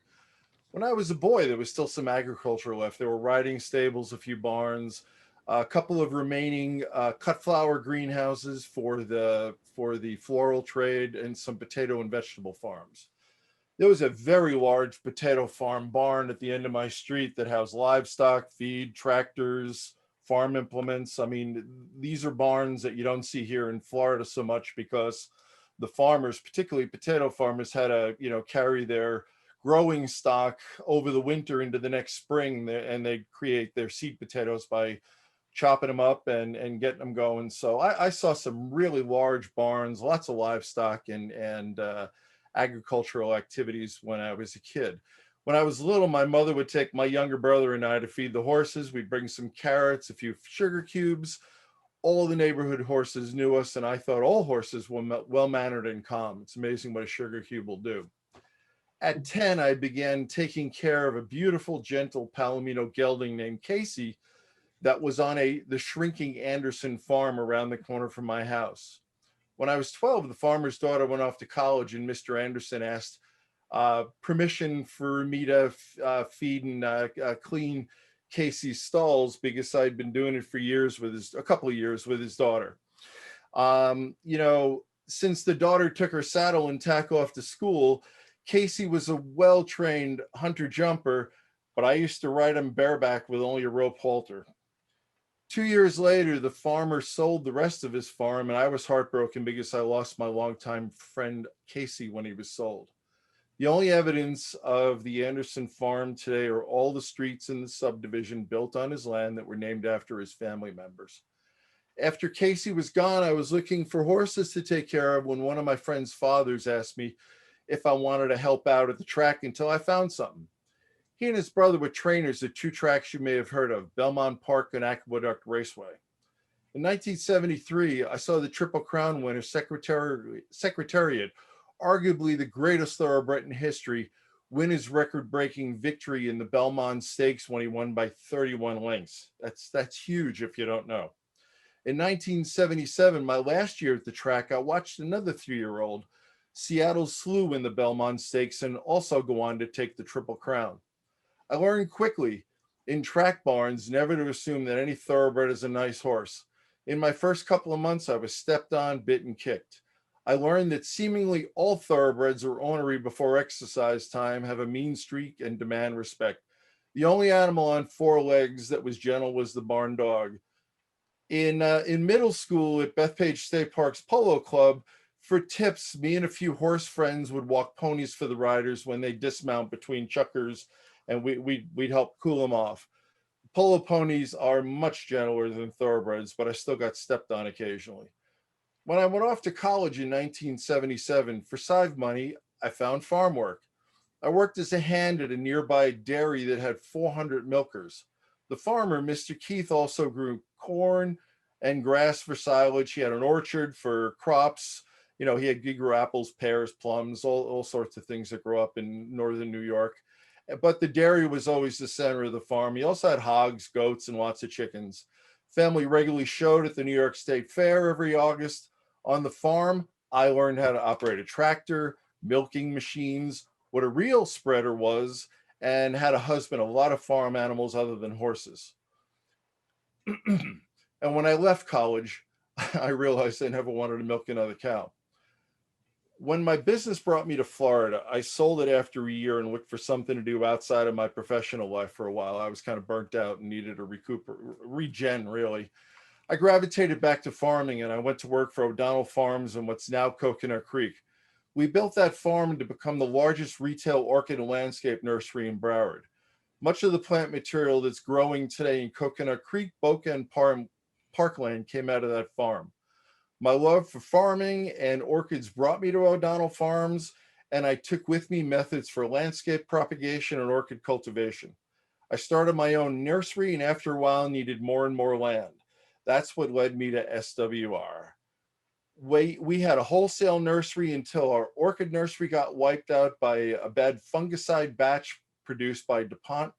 It really devastated the orchid industry. It put Jones and Scully and a number of the Miami orchid growers that were world known out of business. We lost 40,000 orchids. At that point, my professional career got really busy, and what plant inventory we couldn't sell went into the ground or was tied onto our trees. We still have probably more plants and flowering trees growing than most residential lots. Anybody who's been to my house realizes I live in a tropical paradise. Each plant in my yard has a known history. My 60-foot royal palms out in front of my house came from royals growing on Biscayne Boulevard, where the Adrian Arch Center is today. Many of our cycads and rare palms came from seed purchased at Fairchild's annual plant sale. Presently, we're farming chickens and we sell our eggs off-site to a local group of customers who buy almost all of our production weekly. We have the necessary state-issued limited poultry and egg permit and food establishment permits, and we file a Schedule F annually. While we certainly meet the requirements for an ag exemption on our livestock operations, to date, we have not applied. Concerning agricultural operations of the various sorts in our town, when I was elected, there was a lawsuit by a barn owner claiming that their facilities were being taxed for fire fees at commercial rates. If I recall properly, they were getting a $62,000 a year bill. We worked through that issue to the satisfaction of the barn owner and eventually led to the balance of the town's equestrian barn owners no longer being charged fire fees on their barns if they were already paying them on their residents. After working with the administration to get this resolved, I was accused by the former mayor of taking campaign contributions to help residents with code issues. I told him to send his frivolous claim to the Broward Inspector General. Last year, we learned that several nurseries were being charged commercial rates for their agricultural buildings after a new fire study was conducted. These studies are required to determine our fire fee rate schedule, and this one was shown to be flawed as well. From some on the council at that time, it was okay to let it stand. I fought to resolve, and when the new council was elected last November, the issue was properly taken up. A temporary solution was agreed with the nursery owners who raised concerns and the council. Mayor Cruz made it one of his highest priorities to correct the fire study to treat our landscape nurseries fairly. Since only one of the council can work on these issues at a time as to not violate the sunshine laws, I deferred to the mayor in the way to his office once he was elected. Why have I told you the story of my life about farming and recent history? Back in October, I endorsed Mayor Cruz and Councilmember Albritton and Kaczynski when they were running for office, and criticized two that were voted out for not being adequately supportive of our agricultural community and being too pro-commercial development. It's all on YouTube, folks. Before I finished my last sentence, the mayor and his crony called me a liar and threatened they would get me thrown off the council and they would replace me. Later, they threatened me with a recall, then tried to limit my First Amendment rights in an effort to censure me, and then started doing public records requests, and his cronies started calling code enforcement on my property. Last week, the former mayor and his two supporters called an emergency meeting because there was an emergency injunction hearing last Friday to stop a mobile veterinary clinic from operating in a residential neighborhood as a stationary facility. I won't go into the details here, but it's all on the February 11th council meeting YouTube video if you're interested in the details. The former mayor opened an emergency meeting, he called, with broad, inaccurate statements that turned it over to one of his longtime supporters. The next 20 minutes were slanderous claims, some of which you heard earlier, against the council. It was said the council are a bunch of anti-ag elitists that want to take your wet land away to build subdivisions and mansions. That the council is responsible for the zoning at the Circle Ents Ranch being 1 acre zoning, which in fact was done by the prior longtime property owner before we were a town. And to watch out, because you heard it again tonight, the council is planning to 4-lane Dykes Road.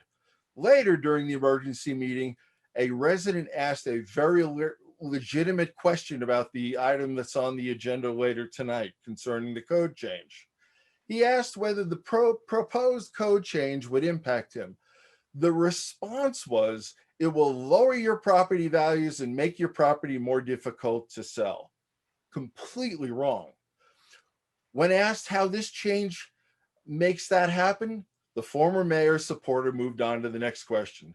The questioner was misled. Most of the comments made by the speaker were inaccurate and misleading.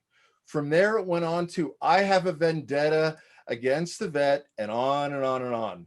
Neighbors, you're being misled by the former mayor and his cronies for purely political purposes. People who regularly attend the council meetings who were on this alleged emergency meeting began to call me the next day in shock about the level of deceit and desperation to make the current council look anti-ag, again, for political gain. Each of our current council members are longtime residents. If they didn't like ag activities, don't you think they would have moved on long before they ran for council? As you heard tonight, 2 of the council members have some roots in the equestrian. Steve was being very conservative as usual, but I know his daughter was a rider for a long time. Jim Albritton, his family was also horse owners and riders as well. And you heard Gary. Gary's got horses and livestock on 2 sides. I talked to you about my background.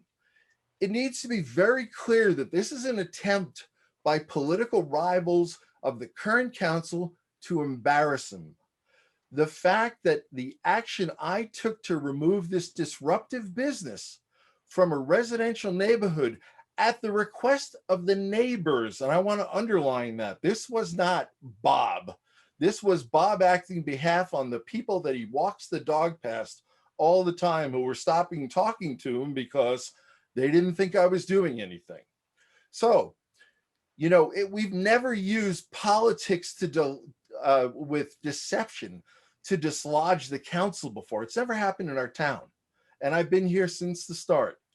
Don't let it continue by spreading the fake news and be a party to these political vendettas.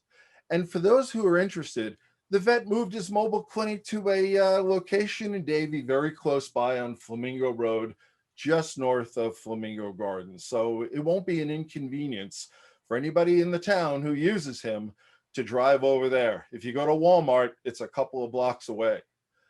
I am the council member who represents 90% of the nurseries in town. Folks, I represent all the people that are west of Rolling Oaks. We call it Country Estates. Wait, why are you calling the former mayor and his friends? Call your mayor. Call me, your council member. We'll help you any way we can. Finally, I heard another new rumor about myself. I think it was just yesterday. I think pretty much anybody in town who's ever opened up the town newsletter has seen my photography. I take pictures at all the town events. I take the photos of the town employees to put up the board. I do it for free. I do it willingly. I do it out of love. I heard yesterday that I was seen driving around town with my commercial photography gear, taking pictures of code violators. Folks, that's an out and out lie. I would encourage you to call any of us on the council you're comfortable with speaking with, but you're getting bad information from the folks you're hearing tonight that that organized the meeting a week ago Wednesday. Thank you, Mr. Mayor. That's all I have to say tonight. Thank you, Bob. David, do you have some comments? Yes, I do. Thank you, Mr. Mayor. First of all, I'd like to thank everyone for attending the meeting tonight. I watched the participants fall out of the meeting, but thank you to those who have hung on. I'm David Kaczynski, the newly elected representative council member from District 4. And going back to the comment earlier about my ag, I don't have ag. But that does not mean that I have not had phone calls from those in the ag community and have discussed and advocated for those interests. In fact, back when I was president of the Sunshine Ranches HOA, I fought against the unfair barn fire tax, personally paying for signs at that meeting on my own pocket. That I personally did not benefit from that, but I felt that it was an important issue for the town that I expended my own funds for to represent those ag interests. For somebody to say that, to even imply that I'm against the ag is simply untrue. And yes, I do open up my phone call me to discuss any interest that you may have. I may not take your call immediately, but I will call you within 24 hours. I do have a full-time job. Moving toward the nursery ordinance, there was a lot of changes at the recent meeting of the comp board. And a lot of those changes that I really very much supported. My agenda on the nursery ordinance, these are the issues that I'm mostly concerned about. Number one, does not affect any existing nurseries. Also, if anyone has the slightest concern that the proposal will adversely affect their business, their ag business, call me or call my appointee on the comp plan, with whom I discussed the issues at length before that meeting began. So my appointee to the comp plan board and myself were very much in communication before that meeting began. There were rumors I heard that council members were looking at limiting the number of animals to 3. I scratched my head on that one because at one point I had 4 dogs and a cat. And there would be no way that I would impose any limitations on any number of animals. That's just simply untrue. I don't know who's fabricating this, but it's just simply untrue. As I said, nothing to adversely affect the existing nurseries. One of the issues that I support that was discussed, and I hope comes back up again, concerned the definition of farm product. As many residents know, there is a gentleman who sells hay for livestock on East Palomino. I wanted to make sure that the language for inserting animal use into the definition of the farm product be put in there as an example, because that's one of the residents that I feel should be protected. His business should be protected by this ordinance. Another thing that was removed from the ordinance had to do with parking. And it was my understanding that the proposals that were in the ordinance broadened the parking that is currently in existence in the parking ordinance. And while it was removed, and probably so because parking really doesn't have too much to do with the nurseries, It is something that I would like to explore further. Specifically, some of my concerns are allowing more broadened view parking of ag use vehicles and or trailers. Finally, I did receive information that as many of the members we discussed shortly after I was sworn in, that there was a proposed turn lane coming eastbound off of Sheridan, coming off of 75, that would make a direct turn onto Volunteer Road. I received input from the Sunshine Ranches Homeowners Association, received many calls about that. The residents were concerned about an easier access to Volunteer Road and creating far more traffic than necessary. And with the help of my colleagues on the council, we supported a oral voice vote and a resolution that kept the left turn lane as is with a U-turn. I'm happy to say that the city of Pembroke Pines and the developer has agreed with us, and it's very, very good that the traffic will not be increased simply because of a left turn lane coming off of eastbound of 75. I want to thank my colleagues for your support on that issue. It was very important to the residents of Sunshine Ranches. I really deeply thank you for your support for that. That more or less wraps up my comments, and I turn it over to the mayor. Thank you. Thank you, David. Appreciate that. All right, I have a few comments as well. Start out with something a lot easier to talk about. It was brought to my attention that there is an effort by the National Wildlife Foundation to support the monarch butterflies, which are actually getting to the point where they're close to being endangered. And so a lot of towns and cities across America have voiced their support towards things that can be done to help promote that. And it's perfect for our town.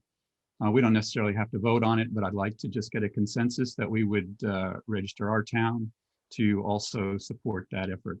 Can I have some support for that? Are you looking for a motion? No, I just want to, does anybody have is that okay with everybody? We just need a consensus. Certainly, certainly. All right, awesome. On that. Absolutely. Good. Thank you all very much. Got at least 2 thumbs up. Awesome. All right, Andy. So if we can just get that letter off, I'd appreciate that. Okay, so I wanted to talk a little bit about what a number of the other council members have talked about. And you know, it's difficult.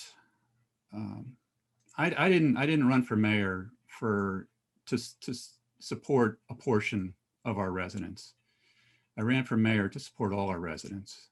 I didn't run to create winners and losers in town. I ran so that we could all be unified and truly protect our rural lifestyle. When I moved here, one of the biggest reasons, and you know, one of the biggest reasons, I'll just say, it was brought up earlier, but I will reinforce it, was my middle daughter Hannah was huge into horses, and as I said before, I make no bones that you know, that I didn't grow up on a farm or anything like that, but I love it. I've come to love it, but it's not in my roots, and I've never pretended that it was. But my daughter Hannah, it was in her roots. I came from my wife, who did grow up in the country, but we moved out here, and that was one of the main reasons why we did. And turns out her very best friend, a couple doors, didn't know her at the time, but within a week or two they became best friends. Had horses, and so that was how that went. But it was great. You know, the picture you're looking behind me is my backyard. It's got goats in it. It's not my goats. but it's my neighbors, but I love to see them out there, and my grandkids, when they come over, that's where they run to first. They pass me by and they run right out to the backyard to feed the goats. So I know where I stand, but it's why I love living out here. It's why when I ran for this office, I ran to protect this stuff, and nothing has changed. You know, does it hurt when I hear these rumors that, you know, I don't like ag, or, you know, I don't support farmers or ranchers or things like that?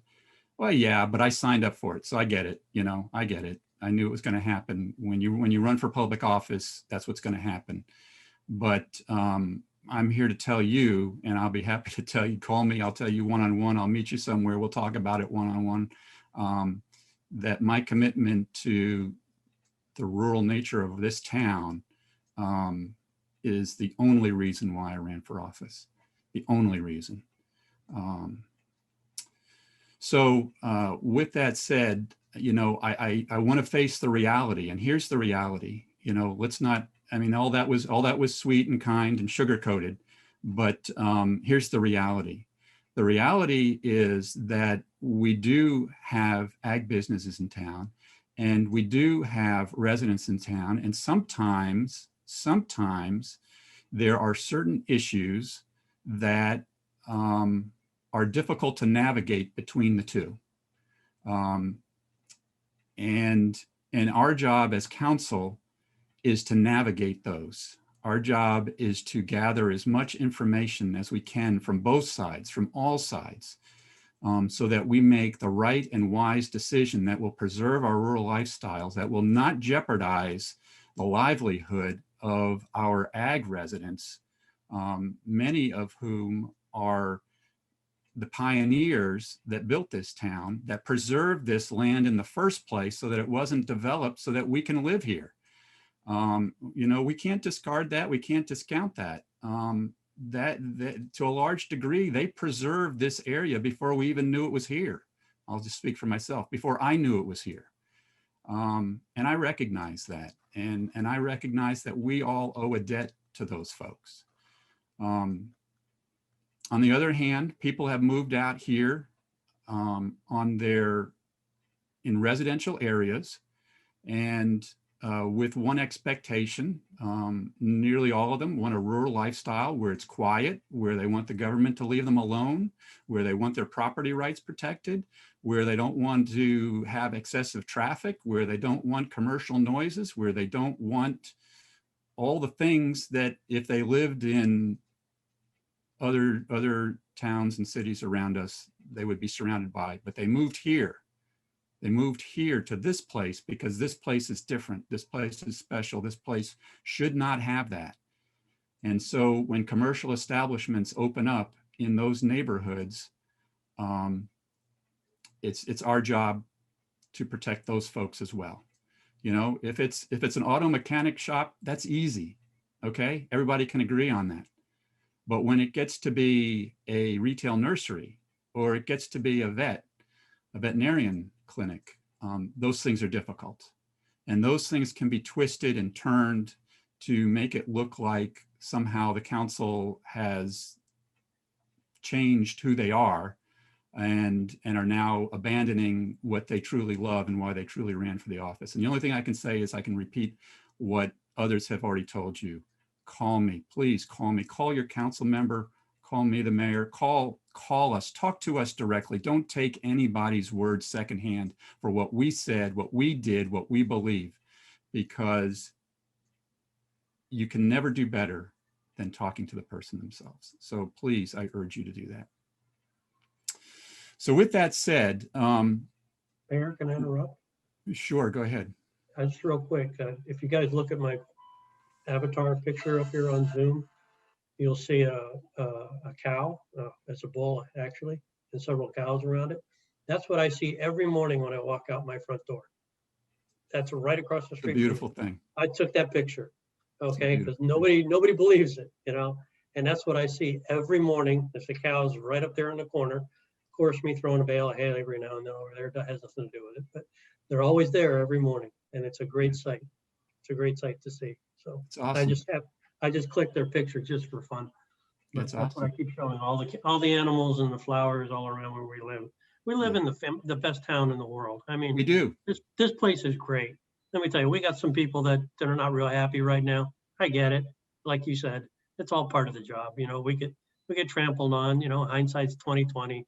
Should we have done this? Should we have done that? You know, everybody can reflect backwards, you know, but we live in the best town in the world. Let me tell you. I mean, I wouldn't live anywhere else if you paid me. So Right. yeah, I love it out here. It's an amazing Just wanna place. mention that. And we're privileged to be able to protect it. And we're privileged to be able to protect it. Absolutely. You know, I'm a terrible photographer. I'm the first to admit it. But even I was out there yesterday afternoon. I work out of the house now, but every once in a while, I need a little sanity, and I'll go out in my yard and just walk around a little bit to get a little sanity back. And I walked in my backyard, and there was a peacock up in my tree. You know, normally they're wandering around my yard, but it was actually up in the tree looking down at me. So I took a picture. It's a terrible picture, but it was, you know, it's just great to see. It's just great to see. So in the conversations that I've had over the last week, and while I listened in on that phone call last week, and while I was really disappointed in a lot of the things that I heard, just because I knew they weren't true, and so that was really disappointing. But you know what? There was a lot of good that came out of that call, and I'm the first to recognize that, because it started a conversation that this town needs to have. And it brought some things to light to me that I was unaware of. And I want to repair, if I can, if the council will allow me tonight, I'd like to repair one of those. In looking at the comp board, which is one of the key boards in our town where we send ordinances that need work and need to be hashed out, it's critical that that board has a cross section of our town, has members from all of the main stakeholders in our town. It's critical. Otherwise, you know what? We're kidding ourselves that something that comes out of the comp board is going to be the way it should be when it comes to council. And what we're missing there is we do not have a member of the ag community on that board. I mean, a full-time ag person. Certainly a lot of the folks, some of the folks on the board are kind of home ag folks, which is great. But I think it's a little different if you put food on the table from ag versus if you do it for enjoyment. And we don't have a person that puts food on the table from ag on that board. And I think we were remiss when we selected the members of that board that we did not do that. So in the conversations that I've had, and I've had numerous conversations, one-on-one conversations in the last week or so, a number of them with ag folks.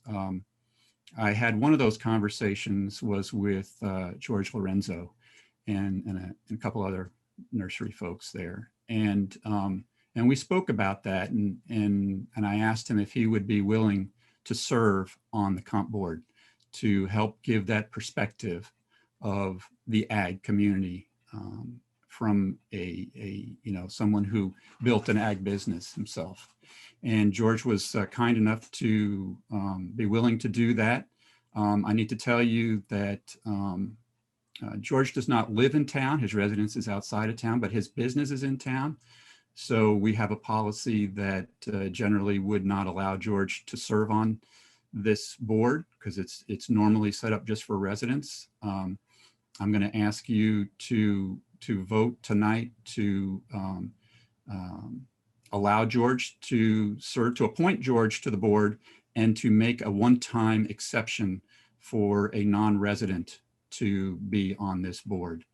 I think that it's critical that we take the first step to healing some of the hurts that were expressed last Wednesday evening. We're the council, we're the leadership. We should be the ones stepping up to say, let's make this better, and put those things that were said about us, or the things that were said that we believe, which we don't believe, or we did, which we didn't do. put those things behind us. And I would like for tonight to be the first step towards building a more unified town where we all work together, where everybody has a seat at the table, where everybody has the opportunity to be the voice for their part of the community. I think that's what this town is longing for. I think that's what we have the opportunity to bring about, and we can make the first step this evening. So I cannot make a motion, but I would like to ask that one of you make this motion. I'll make the motion to appoint Mr. Lorenzo. Yes. And make a one-time exception to allow a non-resident to serve on a town board. I'll second it. I'll second it, but we have done that before, Mayor. Oh, we have. Thank you. Yeah, so it's not unprecedented. So we can do that. We have done it before. Thank you. I didn't realize that. Thank you for. We did it with Astor. We did it with Astor. Oh, that's right. Oh, that's right. That's right. Thank you. Okay. Great. So, but yeah, your idea sounds really good. Yeah. You know, I think it's a good idea. Awesome. Agree. Thank you. As long as the gentleman's willing to serve, we're more than happy to hear from him. Yeah. Yeah, and he is, and I really appreciate that George is willing to do that. Yeah, Jim. Mr. Mayor, I have a question. Has there been any of the residents of town that were involved with that meeting? Have any of them reached out to you and said that they might be interested in serving? I know they were ranting and raving. I said it on the meeting also, but there's none of them that's even interested in serving. Well, Jim, George was in that meeting. George was in that meeting, and he is interested in serving. So. All right, but I mean an actual resident, somebody in Rolling Oaks or somebody in Country Estates or somebody that pays taxes here that you know, that would. I know George has an interest because he has a business, but somebody that actually lives here in town.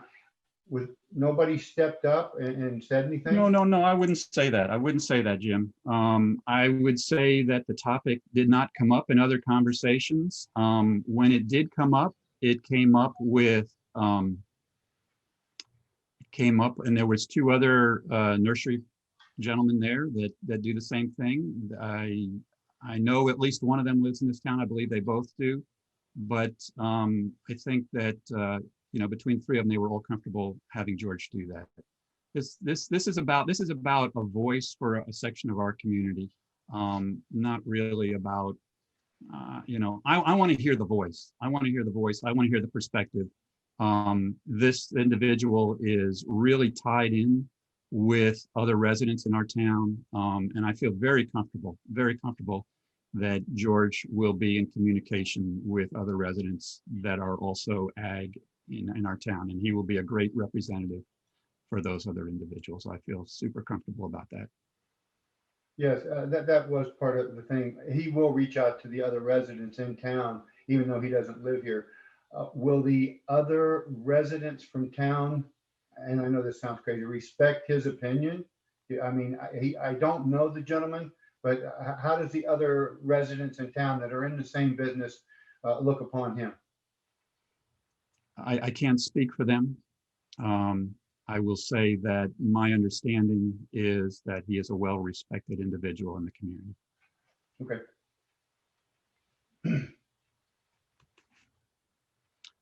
All right. So I hear a motion and a second. I really appreciate that motion and second. I know it's a little controversial and a little bit outside the norm, but I sincerely appreciate the council supporting me on this.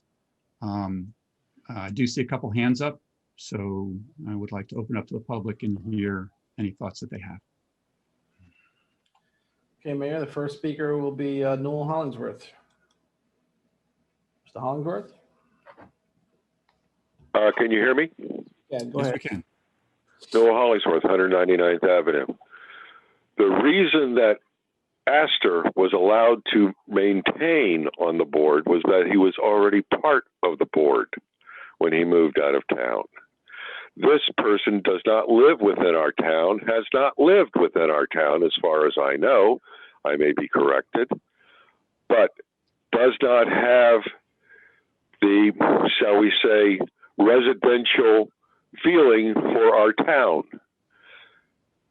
Also, this people that have been talking and have been saying things are ag exempt. The Comprehensive Plan Board has not been working on ag exempt properties whatsoever. They're talking about non-commercial properties that have agricultural interests, not agricultural interests, farms. The state has changed the law that says a farm is a ag exempt property. That's why we call them non-commercial farms. That has been the big contention, what people have been saying. And they don't get the difference between what is ag exempt and not ag exempt.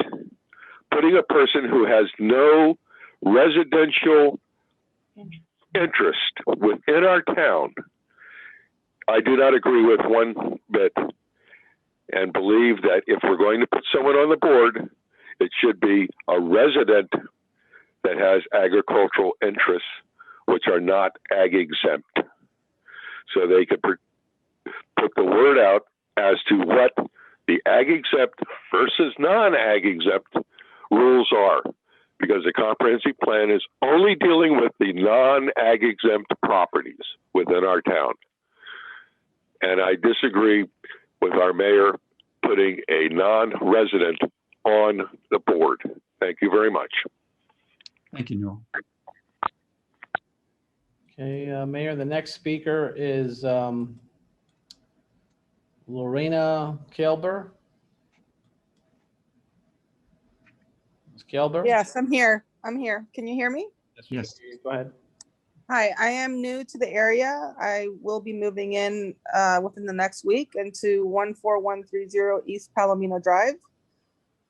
And I am very concerned about the ag, especially having a boarding and training horse facility, and also doing some rescue work as far as the horses are concerned. So where do I go from here? Who do I talk to?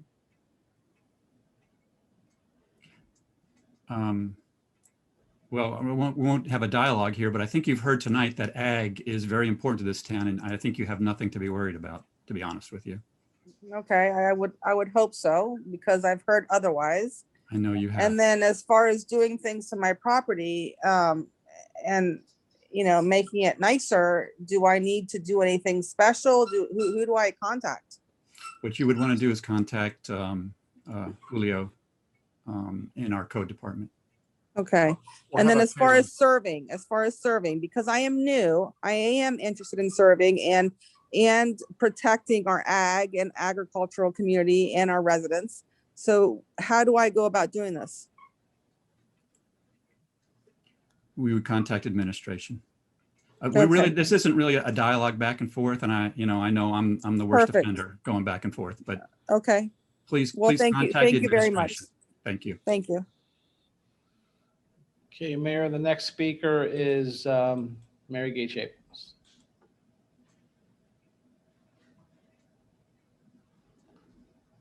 Did we lose Mary Gay? I think we did. Okay, go back to her. No, there she is. Mary Gay, can you hear us? Can you hear me? Yes, we can. Go ahead. Okay, my screen went blank. If you don't want him, I think I have enough experience, and I did sit on that board and was removed once to represent ag. And I'm very familiar with agricultural zoning and ag exemption or ag certification. I doubt seriously that Bob will support me. I did not mention Bob at all.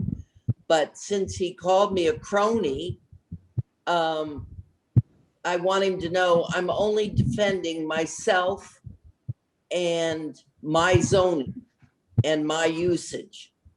And that's what I'm concerned with. And the more I see the deterioration with comprehensive planning, and you're going to address something shortly, and I'm going to have to speak on it, and I will make it clear what I am and what you're trying to do to me. If you want to clear it up and you don't want to have certain things in certain areas, fine. But we'll discuss that part later. But I would like to sit on that board again. I don't know whether or not they'll be happy with me, but I know all of them that sit on that board. And we don't have any representation on that board at all. So your call. Thank you, Mary Gay. Okay, Mayor, the next speaker is Marianne Allen. Hi, can you hear me? Yes, we can. All right. Thank you for allowing us to speak on these issues. Mayor Steve, I was so moved with your speech, and I really would like to share it with as many residents of our town, because your call to unify us is one of the best speeches I've heard ever. I just want to thank you for that. Thank you.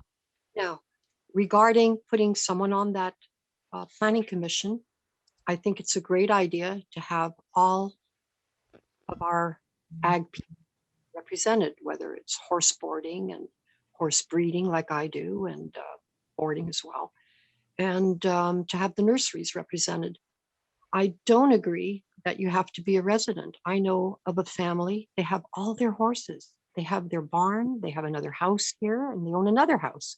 But they spend most of their time here, even though they're not so-called residents. Their heart is here in Southwest Ranches, and they would never vote for anything against our interests. So I don't agree that your nursery suggestion of the man who has his business here, believe me, his heart is here, his money is here, and his labor and efforts are here. So I don't have a problem that he's not a resident. Now, I would like to voice a concern over Gay being on the board. She's very pro-commercial and was pushing commercial onto Sunshine Ranches. She believes that all the people out west can dictate to Sunshine Ranches what we can have in our backyard. And over the many years, I've served on boards for over 15 years and protected our lifestyle. And we had said never will commercial come into Sunshine Ranches. And I was just horrified to see this being planned right in my backyard. In fact, I've supported many people when it was in their backyard, but now it was in my backyard. And I have residents across the street that back up to Flamingo, and their properties would have been directly impacted. Their lifestyles would have been impacted by heavy commercial in their backyard. US 27 was a perfect place. Access, I'm willing to drive to US 27, but putting a tractor supply in our backyard was just wrong. And this is why we're a republic. The majority you can't have a vote of tyranny by a majority that says 51% want 49% of you to go with what we say. That's why we are representative. We represent each homeowners association, and you listen to us. And thank you so much for that. But I'm afraid if Gay got on that comprehensive planning board, we'd have another commercial proposal for all those acres that are available now on Flamingo Road. And thank you for listening to me. And Steve, that was the best speech I've heard ever. Thank you so much. Thank you. Came from my heart. Appreciate that. Mayor, the next speaker is Jennifer Dackman. Ms. Dackman.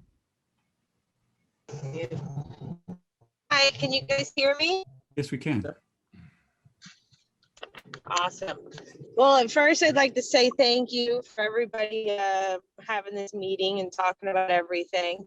I would like to say that we're all watching, and most of us are watching more now than we ever have. So saying that they're up there to support ag, we'd like to see it, see it with our own eyes and feel it, and not feel like our rights are being taken away after being, living out here for 40 years. As far as the boards go, I'm fine with someone that has ag, that owns property out here, even if they don't live out here. I know that there's a couple other people that own property out here that would be willing to be on the board as well. I'm fine with Gay. I think that she will look out for all agricultural rights. And as a board member, I don't think that she would have enough pull to push one way or the other, but at least she would be looking at our rights and be able to keep us in a loop.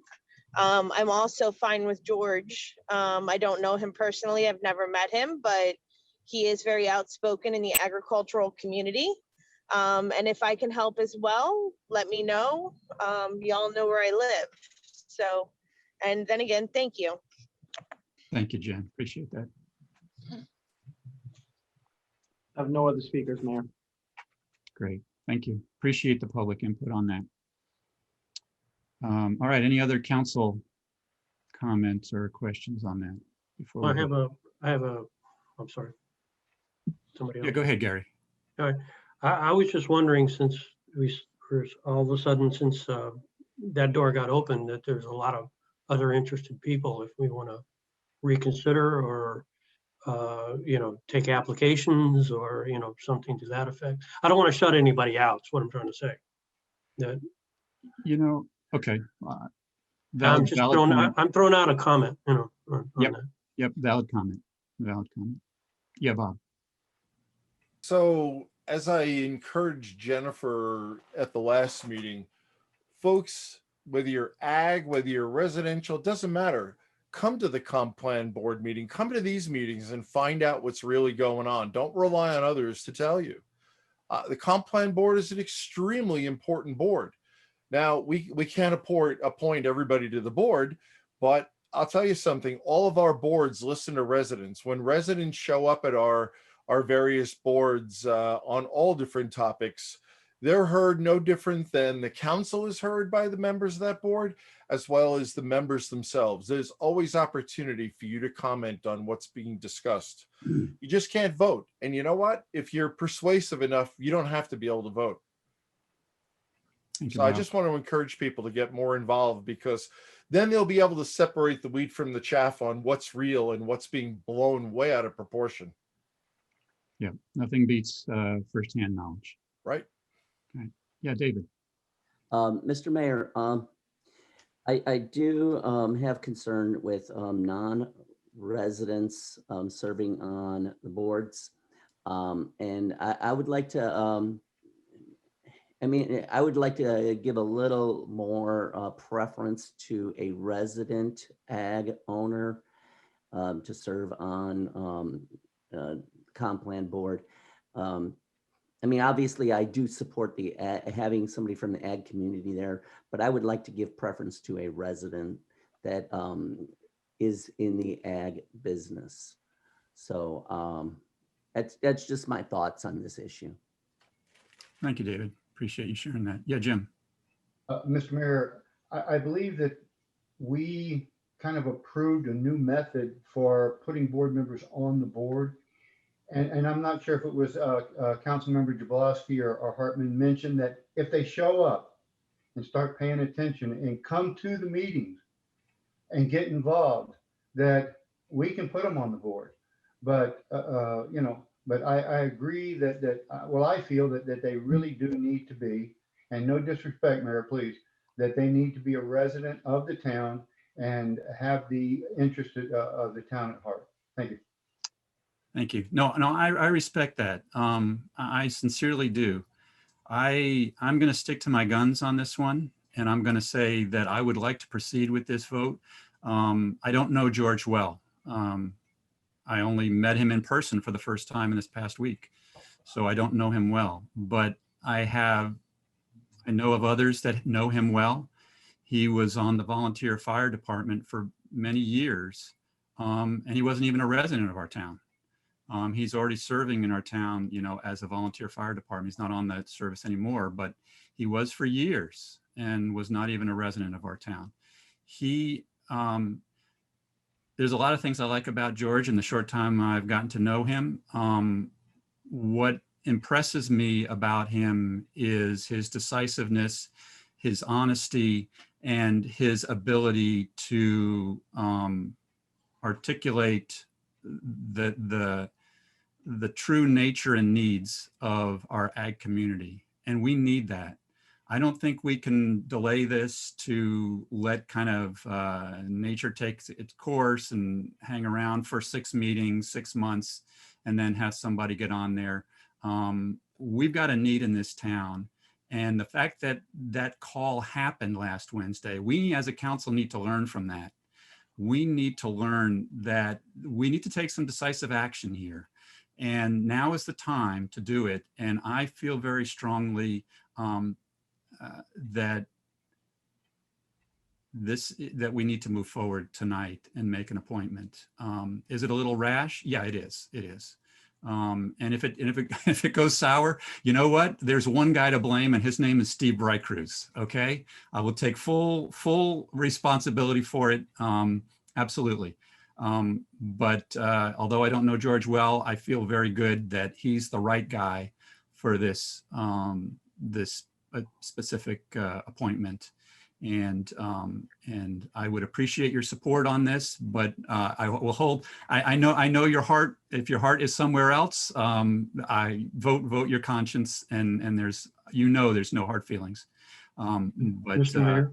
But I believe this is the right thing to do. Yes, Gary. Mr. Mayor, if I could interject, would you be amenable to having this as a discussion item on the next meeting? You know what? When is the next comp board meeting? I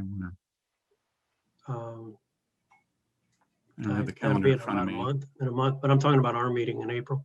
I know, but what I'm wondering is if there's a comp board meeting between now and our next meeting. That's what I'm wondering.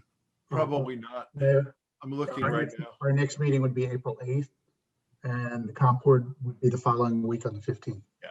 Oh, awesome. Okay. Yeah. Well, now I'm fine with that. I'm fine with that. All right, I'll withdraw my second. And okay. let's put it on as a discussion item where we can debate it and go back and forth and, see, because this sounds like everything's going sideways right now. Yeah. Okay. I'll withdraw my motion, Steve. All right. That's fine with that. I do feel really good that George is the right choice. He's already shown a commitment to our town. But we have the time to discuss it, and so before the next comp board meeting. So I think that's the wise thing to do. Just a quick question. We've established that he's not a resident, but he owns the property. He does own the property. Okay, very good. He does own the property, and he did serve on our volunteer fire department. So we'll discuss this on our next day as a discussion item on our next April meeting. Yeah, Andy, if we can make sure, or Russell, make sure this is on our agenda for next time. We may have to do it as a resolution. I'll look into that tomorrow. Okay, thank you, Keith. You're expanding the size of the board, correct? We would be, yes. Yeah, we may need to add 2 people. I don't, for the odd number. Yeah, I know I'm opening a door here, but that's part of why I want to discuss it. Yeah, well, and I appreciate that, and it's the right thing to do. It's the wise thing to do. But I will tell you this, that I do not want to get us hung up on, oh, now we have to come up with somebody else and this, that's not what this is about. We've got an issue that we can resolve as a council. Let's do our job. Let's resolve it, and let's get it done. That's all I'm saying. That's fine. Yep. Yeah, Bob. Yeah, something Keith just said concerns me about a resolution to add more people to the board, because I believe the policy we set out in January was if somebody showed up for, I think it was 6 meetings in a row, if they had perfect attendance for 6 meetings, we'd automatically add them.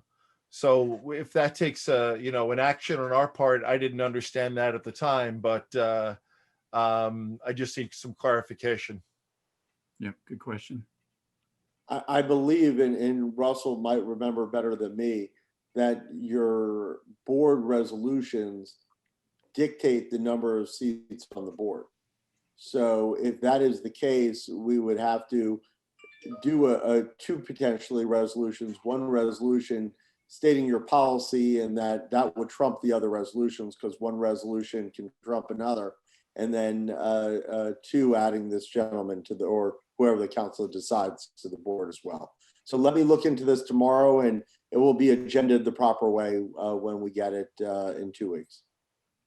Excellent. Appreciate your help, Keith.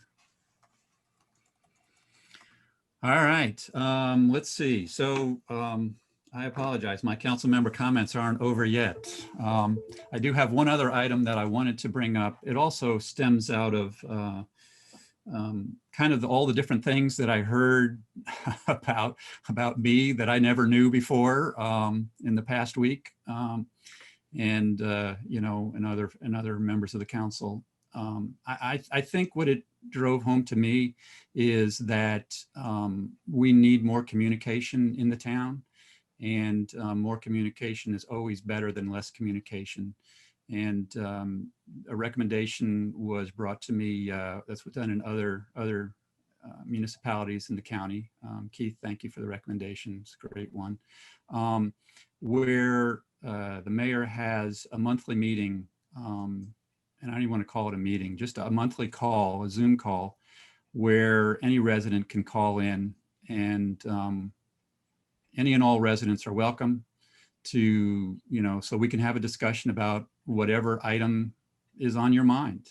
Anything that you know of that you're wondering if it's true or it's a rumor, or if you're wondering, you know, I don't know, anything, you know, you're going to be building a barn and you're wondering if, you know, if anyone else has a barn similar to what you're thinking about.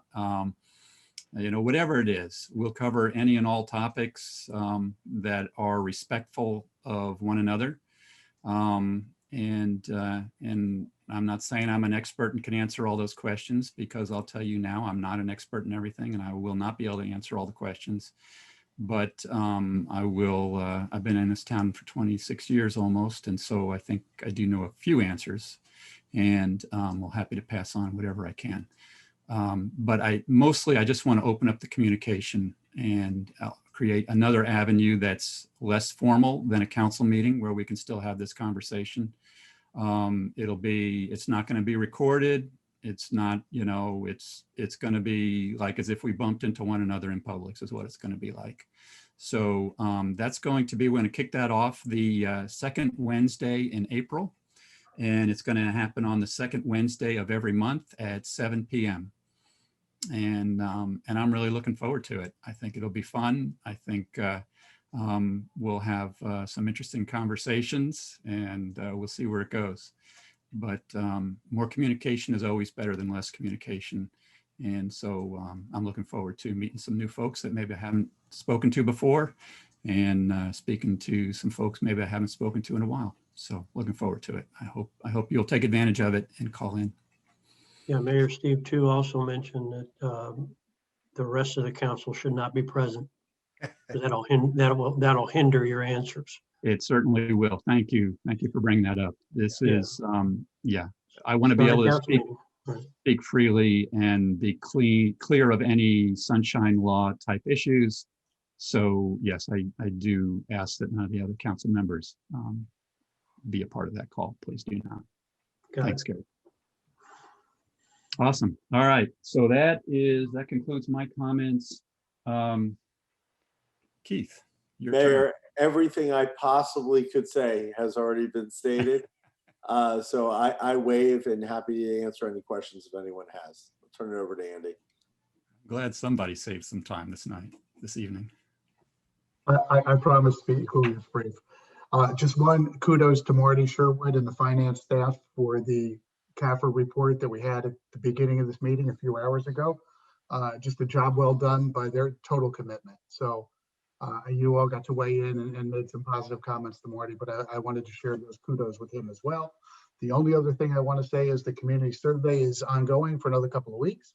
For those people who haven't gotten their surveys in, please do. We've got a drop box that's positioned in front of Town Hall. Don't even need to spend postage, just drive up and drop it in. And that'll conclude my report, Mayor. Thank you. Thank you, Andy. All right, I think that brings us to item number 9. Russell, if you can please read that item into the agenda, into the record. Certainly, Mayor. This is an ordinance of the town of Southwest Ranches, Florida, amending the town of Southwest Ranches Unified Land Development Code, Article 10, entitled Definition of Terms, to define the terms veterinary clinic and mobile services unit. Amending Article 45, entitled Agricultural and Rural Districts, Section 04530, Permitted and Prohibited Uses, to prohibit veterinary clinics, veterinary hospitals, and commercial boarding and breeding kennels as principal uses in the A1 and A2 zoning districts, providing for codification, providing for conflict, providing for severability, and providing for an effective date. Thank you, Russell. Is there a motion on this item? Motion to approve. Second. Thank you. Any discussion before I open this up to the public? Mayor, Yes. we had a brief PowerPoint. Oh, yes, please. Thank you for that reminder, Andy. Yeah, thank you, Russell, if you could bring that up. Yes, just give me 1 second here. Let's see. Just a very, very brief PowerPoint, Mayor. Recognizing this item passed on first reading at our last meeting. I know there were a lot of questions from the public, there were a lot of concerns, and I felt like it would be helpful if we would give a little bit more of some background and explanation on that. So thank you. If Russell could just get to that first slide. Thank you. Yeah, so I just wanted to talk about the impacts on the neighborhood. And Russell, if you can jump to the next slide, I appreciate it. Obviously, we had an ongoing issue on 198 Terrace. I know the Vice Mayor spoke to it before. You heard Charles Alshire called and spoke about it, mentioned it during public comment as well. And so this is what was, kind of ongoing on that street that led to our review of the situation. If you go to the next slide. Just gives you a kind of a glimpse of the cars that are parked outside, the people walking. The complaints that we were getting were 15 to 25 cars parked at any one time, cars coming and going all the time, barking dogs, dogs fighting, people shouting, people walking their dogs and not cleaning up after them, was just obviously creating an ongoing issue on a quiet residential street. Slide. There were also safety concerns based on tanks and other things. That's the mobile vet unit that's there. But there were tanks there that people had questions and concerns with. Next slide. This is the top of the police report, and I included this here because as you can see, I highlighted a portion of this. We had one of our officers, Christy Laguna, was out there on patrol and got stopped by, and she documented numerous residents on 198 Terrace who all wished to remain anonymous, who were expressing concerns. And I think Mr. Alshire spoke to it very, very articulately before. People on the street had a lot of issues with what was going on there. So that made us look at it. And so if you go to the next slide, we discovered in our review that A1 and A2 zoning districts allow for veterinary clinics and veterinary animal hospitals. Those are the only residential districts in town where that was the case. But when you look at the comprehensive plan, it does not allow for those facilities as a primary use in any of our residential use designations in town. So for us, from a staff standpoint, we looked at this, we saw the comprehensive plan and the zoning regulations were in conflict. The comprehensive plan outranks the zoning regulations in determining what the permitted uses and what are not. So Russell, if you go to the next slide. The purpose of this ordinance was to correct that discrepancy between the comp plan and the zoning regulations, making the zoning regulations consistent with the comp plan and matching all the other residential zoning districts. Go to the last slide. This one was very important to put in because there were questions raised by residents as to what was going to happen with this ordinance, what it would stop. So there were people who had concerns that mobile businesses based in Southwest Ranches would not be able to continue to operate. And that's not the case. It does not stop mobile businesses, including the property on 188 would be allowed to continue to use his mobile unit, just not based there. So mobile units can go out and service residents anywhere in town. There's nothing in this ordinance that would preclude them from doing that. And there's also nothing in here that would limit or reduce keeping or breeding of farm animals in any way, anywhere in town. So these were some of the questions that came up during the discussion or public comment last time. Mayor, I just wanted to get that out there on the record to share that with you all prior to the consideration of this on second reading. Thank you. Excellent. Thank you, Andy. Appreciate you giving us that presentation. All right, public comments. We have one speaker, Mayor. Mary Gay Chables. Okay, can you hear me? Yes, we can. Okay, I don't know whether or not you're going to give me 2 minutes or 3 minutes, but this happens to be my life. 60 years ago, I got the A2 zoning. It was A1 zone.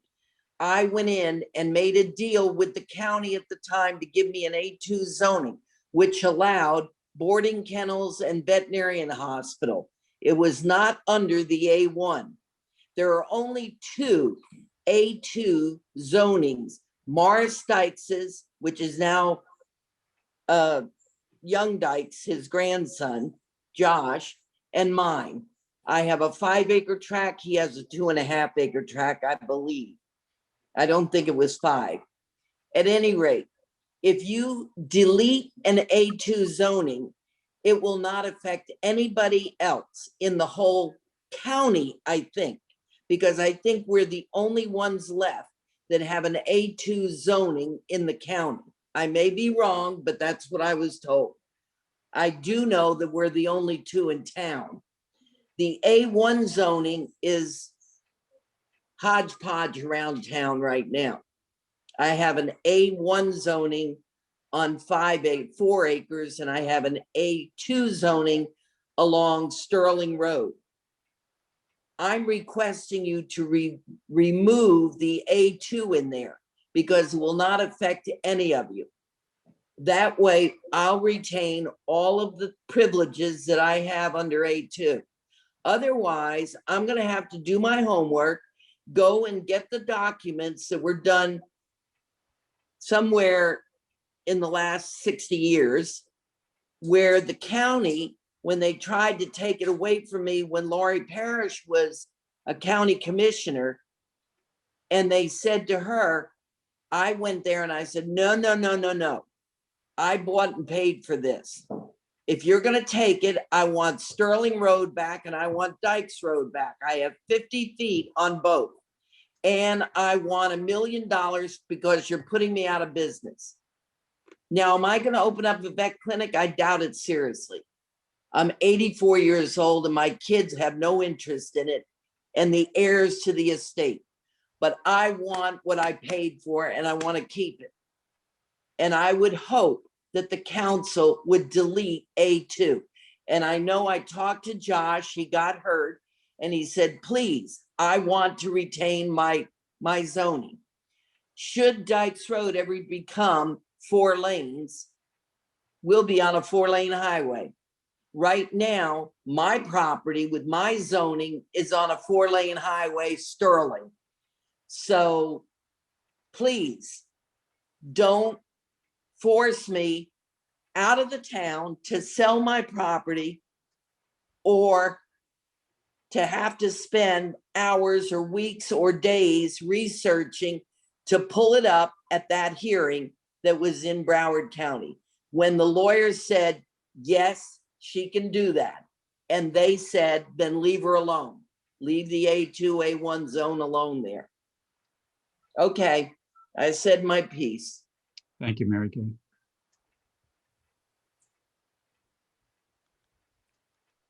We have one, well, looks like one other speaker, Mayor. It looks like it's Newell Hollingsworth. Mr. Hollingsworth, can you hear us? Can you hear me? Yes, we can. Newell Hollingsworth, 199th Avenue. As to the comprehensive plan that it's not being allowed in A1 or A2 veterinary clinics, that is exactly from Broward County. When we became a town, we accepted that from Broward County as the rules. Our town did not change it. Those are the county rules.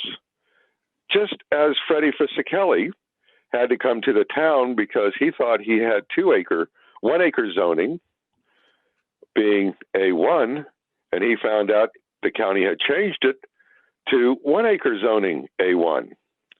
So we had to change his zoning to rural estates so he could have 1 acre home sites on his property, if you'll remember. Possibly the same thing has happened here for Mrs. Chapels, where the county went ahead anyway and changed the zoning, not what is permitted in the land use plan. So what we have is something that we did not do as a town, and we're not doing it to her, but the county has. Even after what all she said that they said they were going to do, they went ahead and did it anyway. So I suggest you go back and check with the county, because the town didn't do it. And it has been in the comprehensive plan ever since the very first one, which we accepted from the county of Broward County. Thank you very much. Thank you. Thank you, Mel. Okay, the next speaker, Mayor, is Mikel Perez. Mr. Perez? Yes, how you doing? Can you guys hear me? Yes, we can. Good evening, everyone. I just want to go back to, you guys were talking about Jorge Lorenzo. I am in 190th, 345. And even though that he doesn't live here, I mean, I see him more than even people that live here. So he's you know, an outstanding person and very, very involved with our community, and always willing to help and you know, put his hand and effort all the time. I think it will be a great value for our community, for our town, to have somebody so devoted and willing to help and always, you know, being around. I leave my house, you know, at least I come back to my house, you know, 4 or 5 times a day, because I do work near my house, and I see him, you know, all day long. So I think he spent more time here in the ranches than what he spent at his house. So, Great, thank you for that. And please, you know, come back at the next meeting when it's a discussion item, so we can. You know, absolutely. Thank you. Thank you, Mayor. Yeah. I see Mary Gay has her hand up again. Mary Gay, you know, I know this directly affects you, so I'll let you speak, but please keep it to 1 minute, because you've already spoken.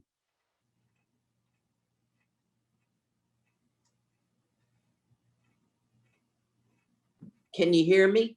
Yes, we can. If Noel is correct, and since the town can obviously do anything it wants, then I'm going to ask the town to please allow it in A2. You only have 2 A2s in the whole town, and we're side by side pretty near. We're on major roads and probably a 4-lane highway for Dykes when Dykes Road happens. Do I see either one of them happening? But it might.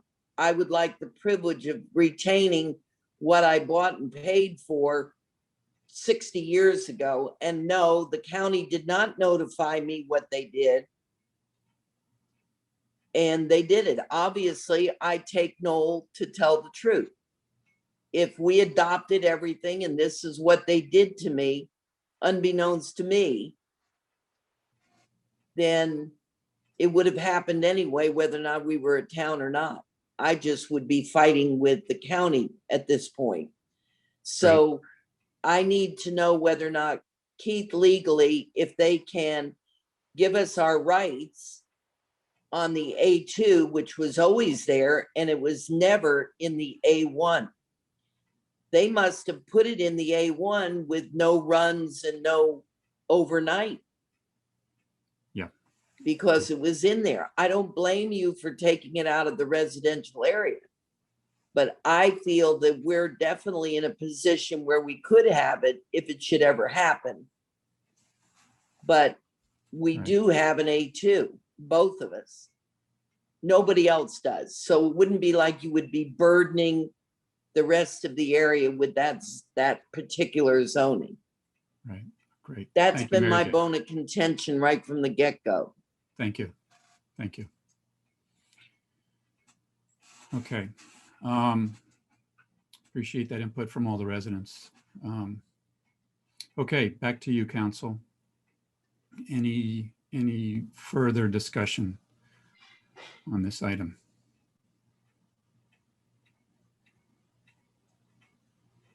Seeing none, Russell, if you please call the vote. Certainly, Mayor. Councilmember Albritton? Yes. Councilmember Jablonski? Yes. Councilmember Kozinski? Yes. Vice Mayor Hartman? Vice Mayor Hartman? I'll take that as a yes. He's on mute, but I saw a thumbs up. I've lost you guys 3 or 4 times in the last 15 minutes. Yes. Thank you. Mayor Bright Cruz? Yes. Motion passes, Mayor. Thank you. Item number 10, please. Item number 10 is a resolution of the Town Council of the Town of Southwest Ranches, Florida, approving a settlement agreement with Carlos and Cindy Perez relating to the construction of a fence and wall located within the town's right-of-way. Quiet title case number CACE 19-004382, authorizing the mayor, town administrator, and town attorney to execute any and all documents necessary to effectuate the intent of this resolution and providing an effective date. Great, thank you, Russell. Do I have a motion on this? Motion to approve. Second. Thank you. I'd like to say a couple of words about this. This is one of the things that really bothered me before and when I was a resident here, or, not in office for the last 2 years, was the number of times that I saw our town in litigation with our residents. Certainly there are times where it's required, but there are times where it's not. And I believe this was one of the times where it was not. And so I took it as a personal task for myself to work with the parties involved here and try and resolve this as quickly and amicably as possible.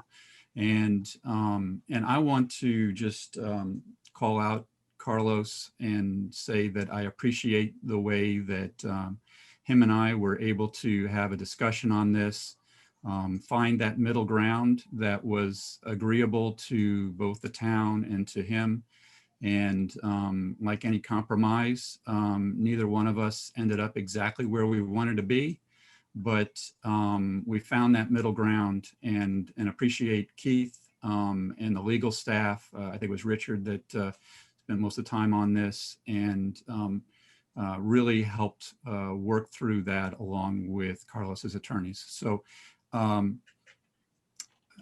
I feel pretty strongly. I know there are situations where litigation happens and it's the last alternative.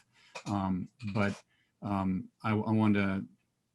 just want to take this moment to say that that should not be, we should be avoiding that whenever possible. And I appreciate that this was able to be resolved fairly quickly. So, is there any other council comment on this? Seeing none, is there any public comment on this item? I have one speaker, Mayor. No, a couple more. First one is Newell Hansford. Mr. Hansford, go ahead. Can you hear me? Yes, we can. Okay, Newell Hollingsworth, 199th Avenue. On this, I have one question. It's to remain in existence until 50%. Is that 50% of the fence, or 50% of the wall, or 50% of the entire thing combined together, and then the fence and wall will be removed? Or is it the fence 50% and the wall 50% separately? In other words, is it a combined 50% or individual 50%? That is my question. Thank you. Thank you, Noel. We'll answer that at the end of all the public comment.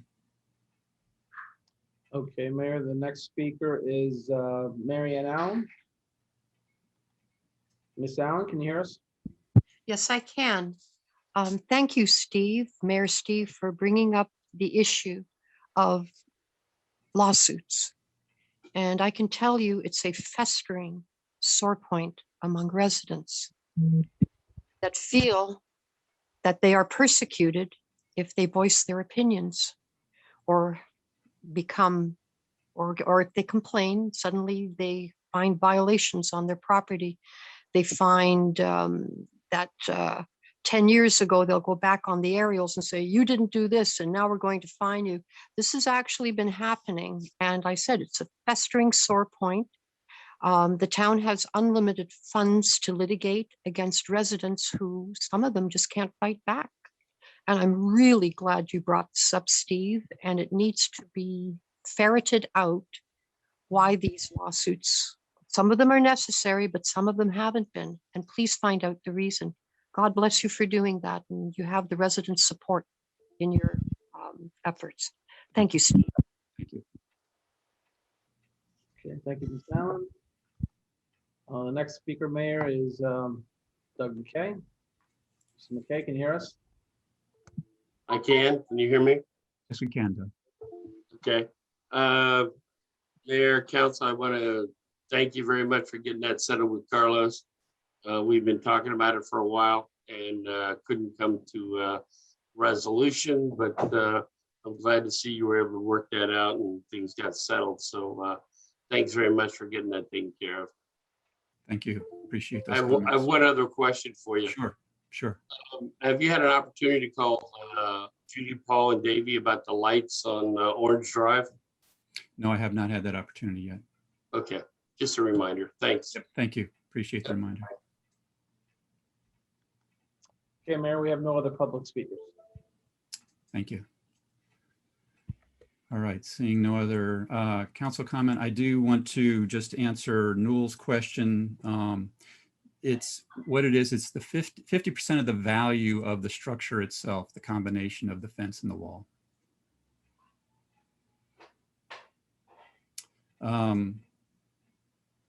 Okay, if there's no other comment, yeah, David, sorry, I didn't. Thank you, Mr. Mayor, and thank you for this opportunity. I very much support this. There have been lawsuits in the past that I think could have been worked out, and there should have been a more effort to work things out without expending additional attorney's fees on behalf of our residents. I wish something had like this had been done in the past with other residents similarly affected. But this is something that's very, very good for our neighbors, and I support it. Great, thank you. Seeing no other comments, Russell, if you could please call the roll. Certainly, Mayor. Councilmember Albritton? Yes. Councilmember Jablonski? Yes. Councilmember Kaczynski? Yes. Vice Mayor Hartman? Yes. Thank you. Mayor Bright Cruz? Yes. Motion passes. All right, item number 11, please, Russell. Item number 11 is a resolution of the Town Council of the Town of Southwest Ranches, Florida, enacting a zoning in progress pursuant to section 005-240 of the town's Unified Land Development Code to further regulate any subdivision of land encumbered by a power line transmission easement or that results in a lot of less than 39,200 square feet of net lot area exclusive of designated stormwater retention area. Located within the Rural Estates Zoning District, enacting a zoning in progress for a period of time not to exceed 6 months, or until the town's revised regulations have been adopted, whichever is sooner, providing for conflict, providing for severability, and providing for an effective date. Motion to approve. Second. Thank you. Any further council comment on this item? Can somebody explain this to the public? Spend a minute. Yeah, no, great. I appreciate you saying that, Bob. It's a great point. Sure, I'd be glad to do that. Thank you, Jeff. The zoning in progress is intended to address some of the issues that are driving the work that the comp plan board is doing. Aside from the nursery ordinance, which has sort of displaced this other work for the moment. they were working to ensure that subdivisions, newly developed lots and the like, enabled a future owner to have a horse, animals, some agricultural use on the property, and to make sure that those options were not foreclosed on by a developer's design or an initial owner's choice of configuration and improvements on the property. So what this does is it comes at it from a different angle, and it addresses the issues that gave rise to this initiative in the first place. And those are what Circle S did to get as many lots as they did on their 40 some odd acres. They did not, first of all, they had the power lines there, and the power lines, it's a 330-foot easement, it's primary transmission easement. That limits where homes can go. It severely limits where homes can go. It sort of pigeonholes them into corners of some of the lots. And they also didn't create a lake for stormwater retention. They instead divided the stormwater requirements among the 40 some odd lots that they created, so that individual lots had a higher burden for retaining water than a typical subdivision would, at least ones we've seen before. Even looking at Terra Acres, I think it was called. It's on 172nd. It's a Toll Brothers. I'm not. Maybe it's Magnolia Estates. Magnolia. Now. Well, they have retention area. They have wet retention, and they set aside land for that.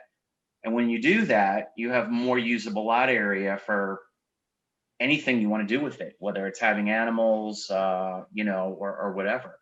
And so when you combine those two, you had sort of the perfect storm with Circle S in limiting the usability of some of the lots that they created. Not all of them by any stretch, but some of them. So what this zoning in progress would do is for the next 6 months or until the town resolves this issue, any property that is capable of being subdivided, that is encumbered by an FPL transmission easement, and we're not talking about the 6-foot utility easement that runs along your side lot line or something like that. We're talking about transmission easements, and if you got one on your property, you know it.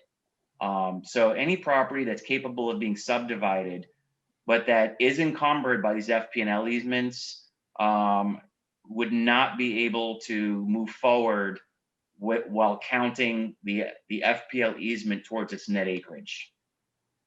Second thing is and we're talking about 1 acre lots. We're talking about the rural estates zoning district here. We're not talking about the 2 acre zoning districts.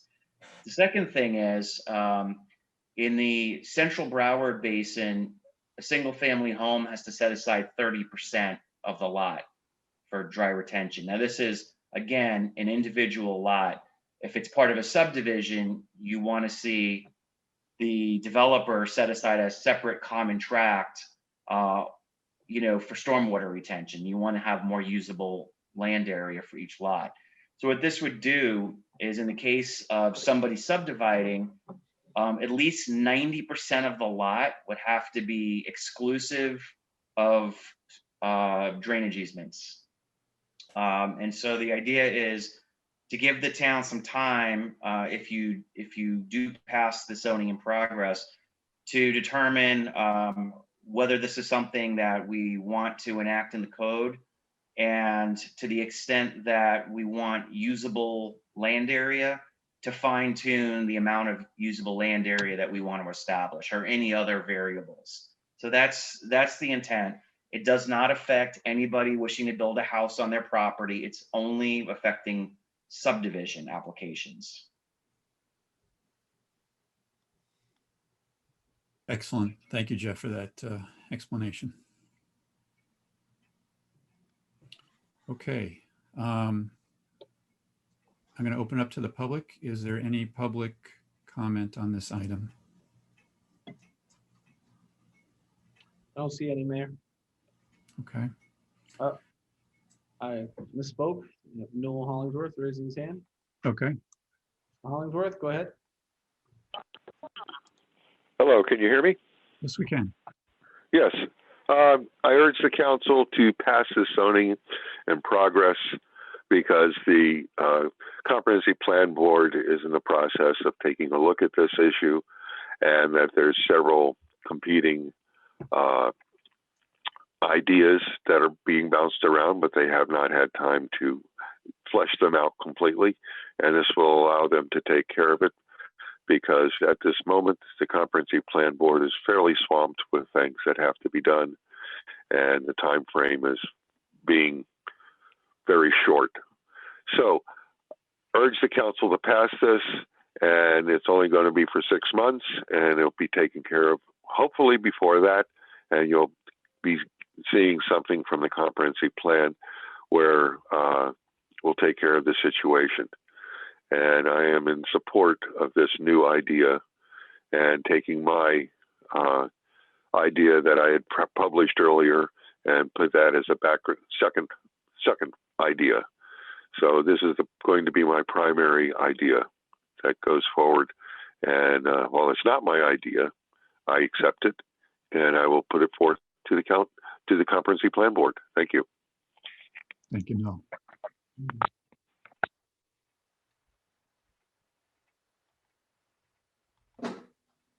Okay, we have Any other public? no. Nope. Okay. All right. Yeah, Jim. Mr. Mayor, I got one quick question for Jeff. Jeff, in a nutshell, and that was an excellent explanation, but in a nutshell, any future subdivision from the developers that come in, they will need to leave enough room for people, if they want to have animals or a barn, there'll be enough room on the property for them to be able to do that, correct? This zoning in progress is intended to accommodate that. Yes, it's intended to have that result. The whole point is to have more usable lot area when you're dealing with 1 acre subdivisions, because 1 acre is a small lot for Southwest ranches, and we want to be able to afford people the greatest possible usage of their property for agricultural purposes and open space purposes. Thank you. Thank you. Yeah, David. I see this as a pro ag issue, preserving space for a barn and or animals. I think it's a good issue. Excellent. All right, seeing no other comment, Russell, if you could please call the question. Certainly, Mayor. Councilmember Albritton? Yes. Councilmember Jablonski? Yes. Councilmember Kaczynski? Yes. Vice Mayor Hartman? Yes. Mayor Cruz? Yes. Motion passes. All right, thank you.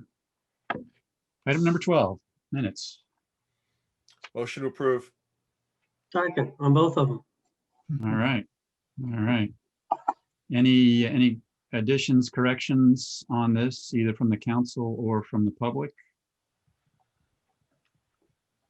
Seeing none, Russell, if you could please call the roll on this. Councilmember Albritton? Yes. Councilmember Jablonski? Yes. Councilmember Kaczynski? Yes. Mayor Hartman? Yes. Mayor Cruz? Yes. Motion passes.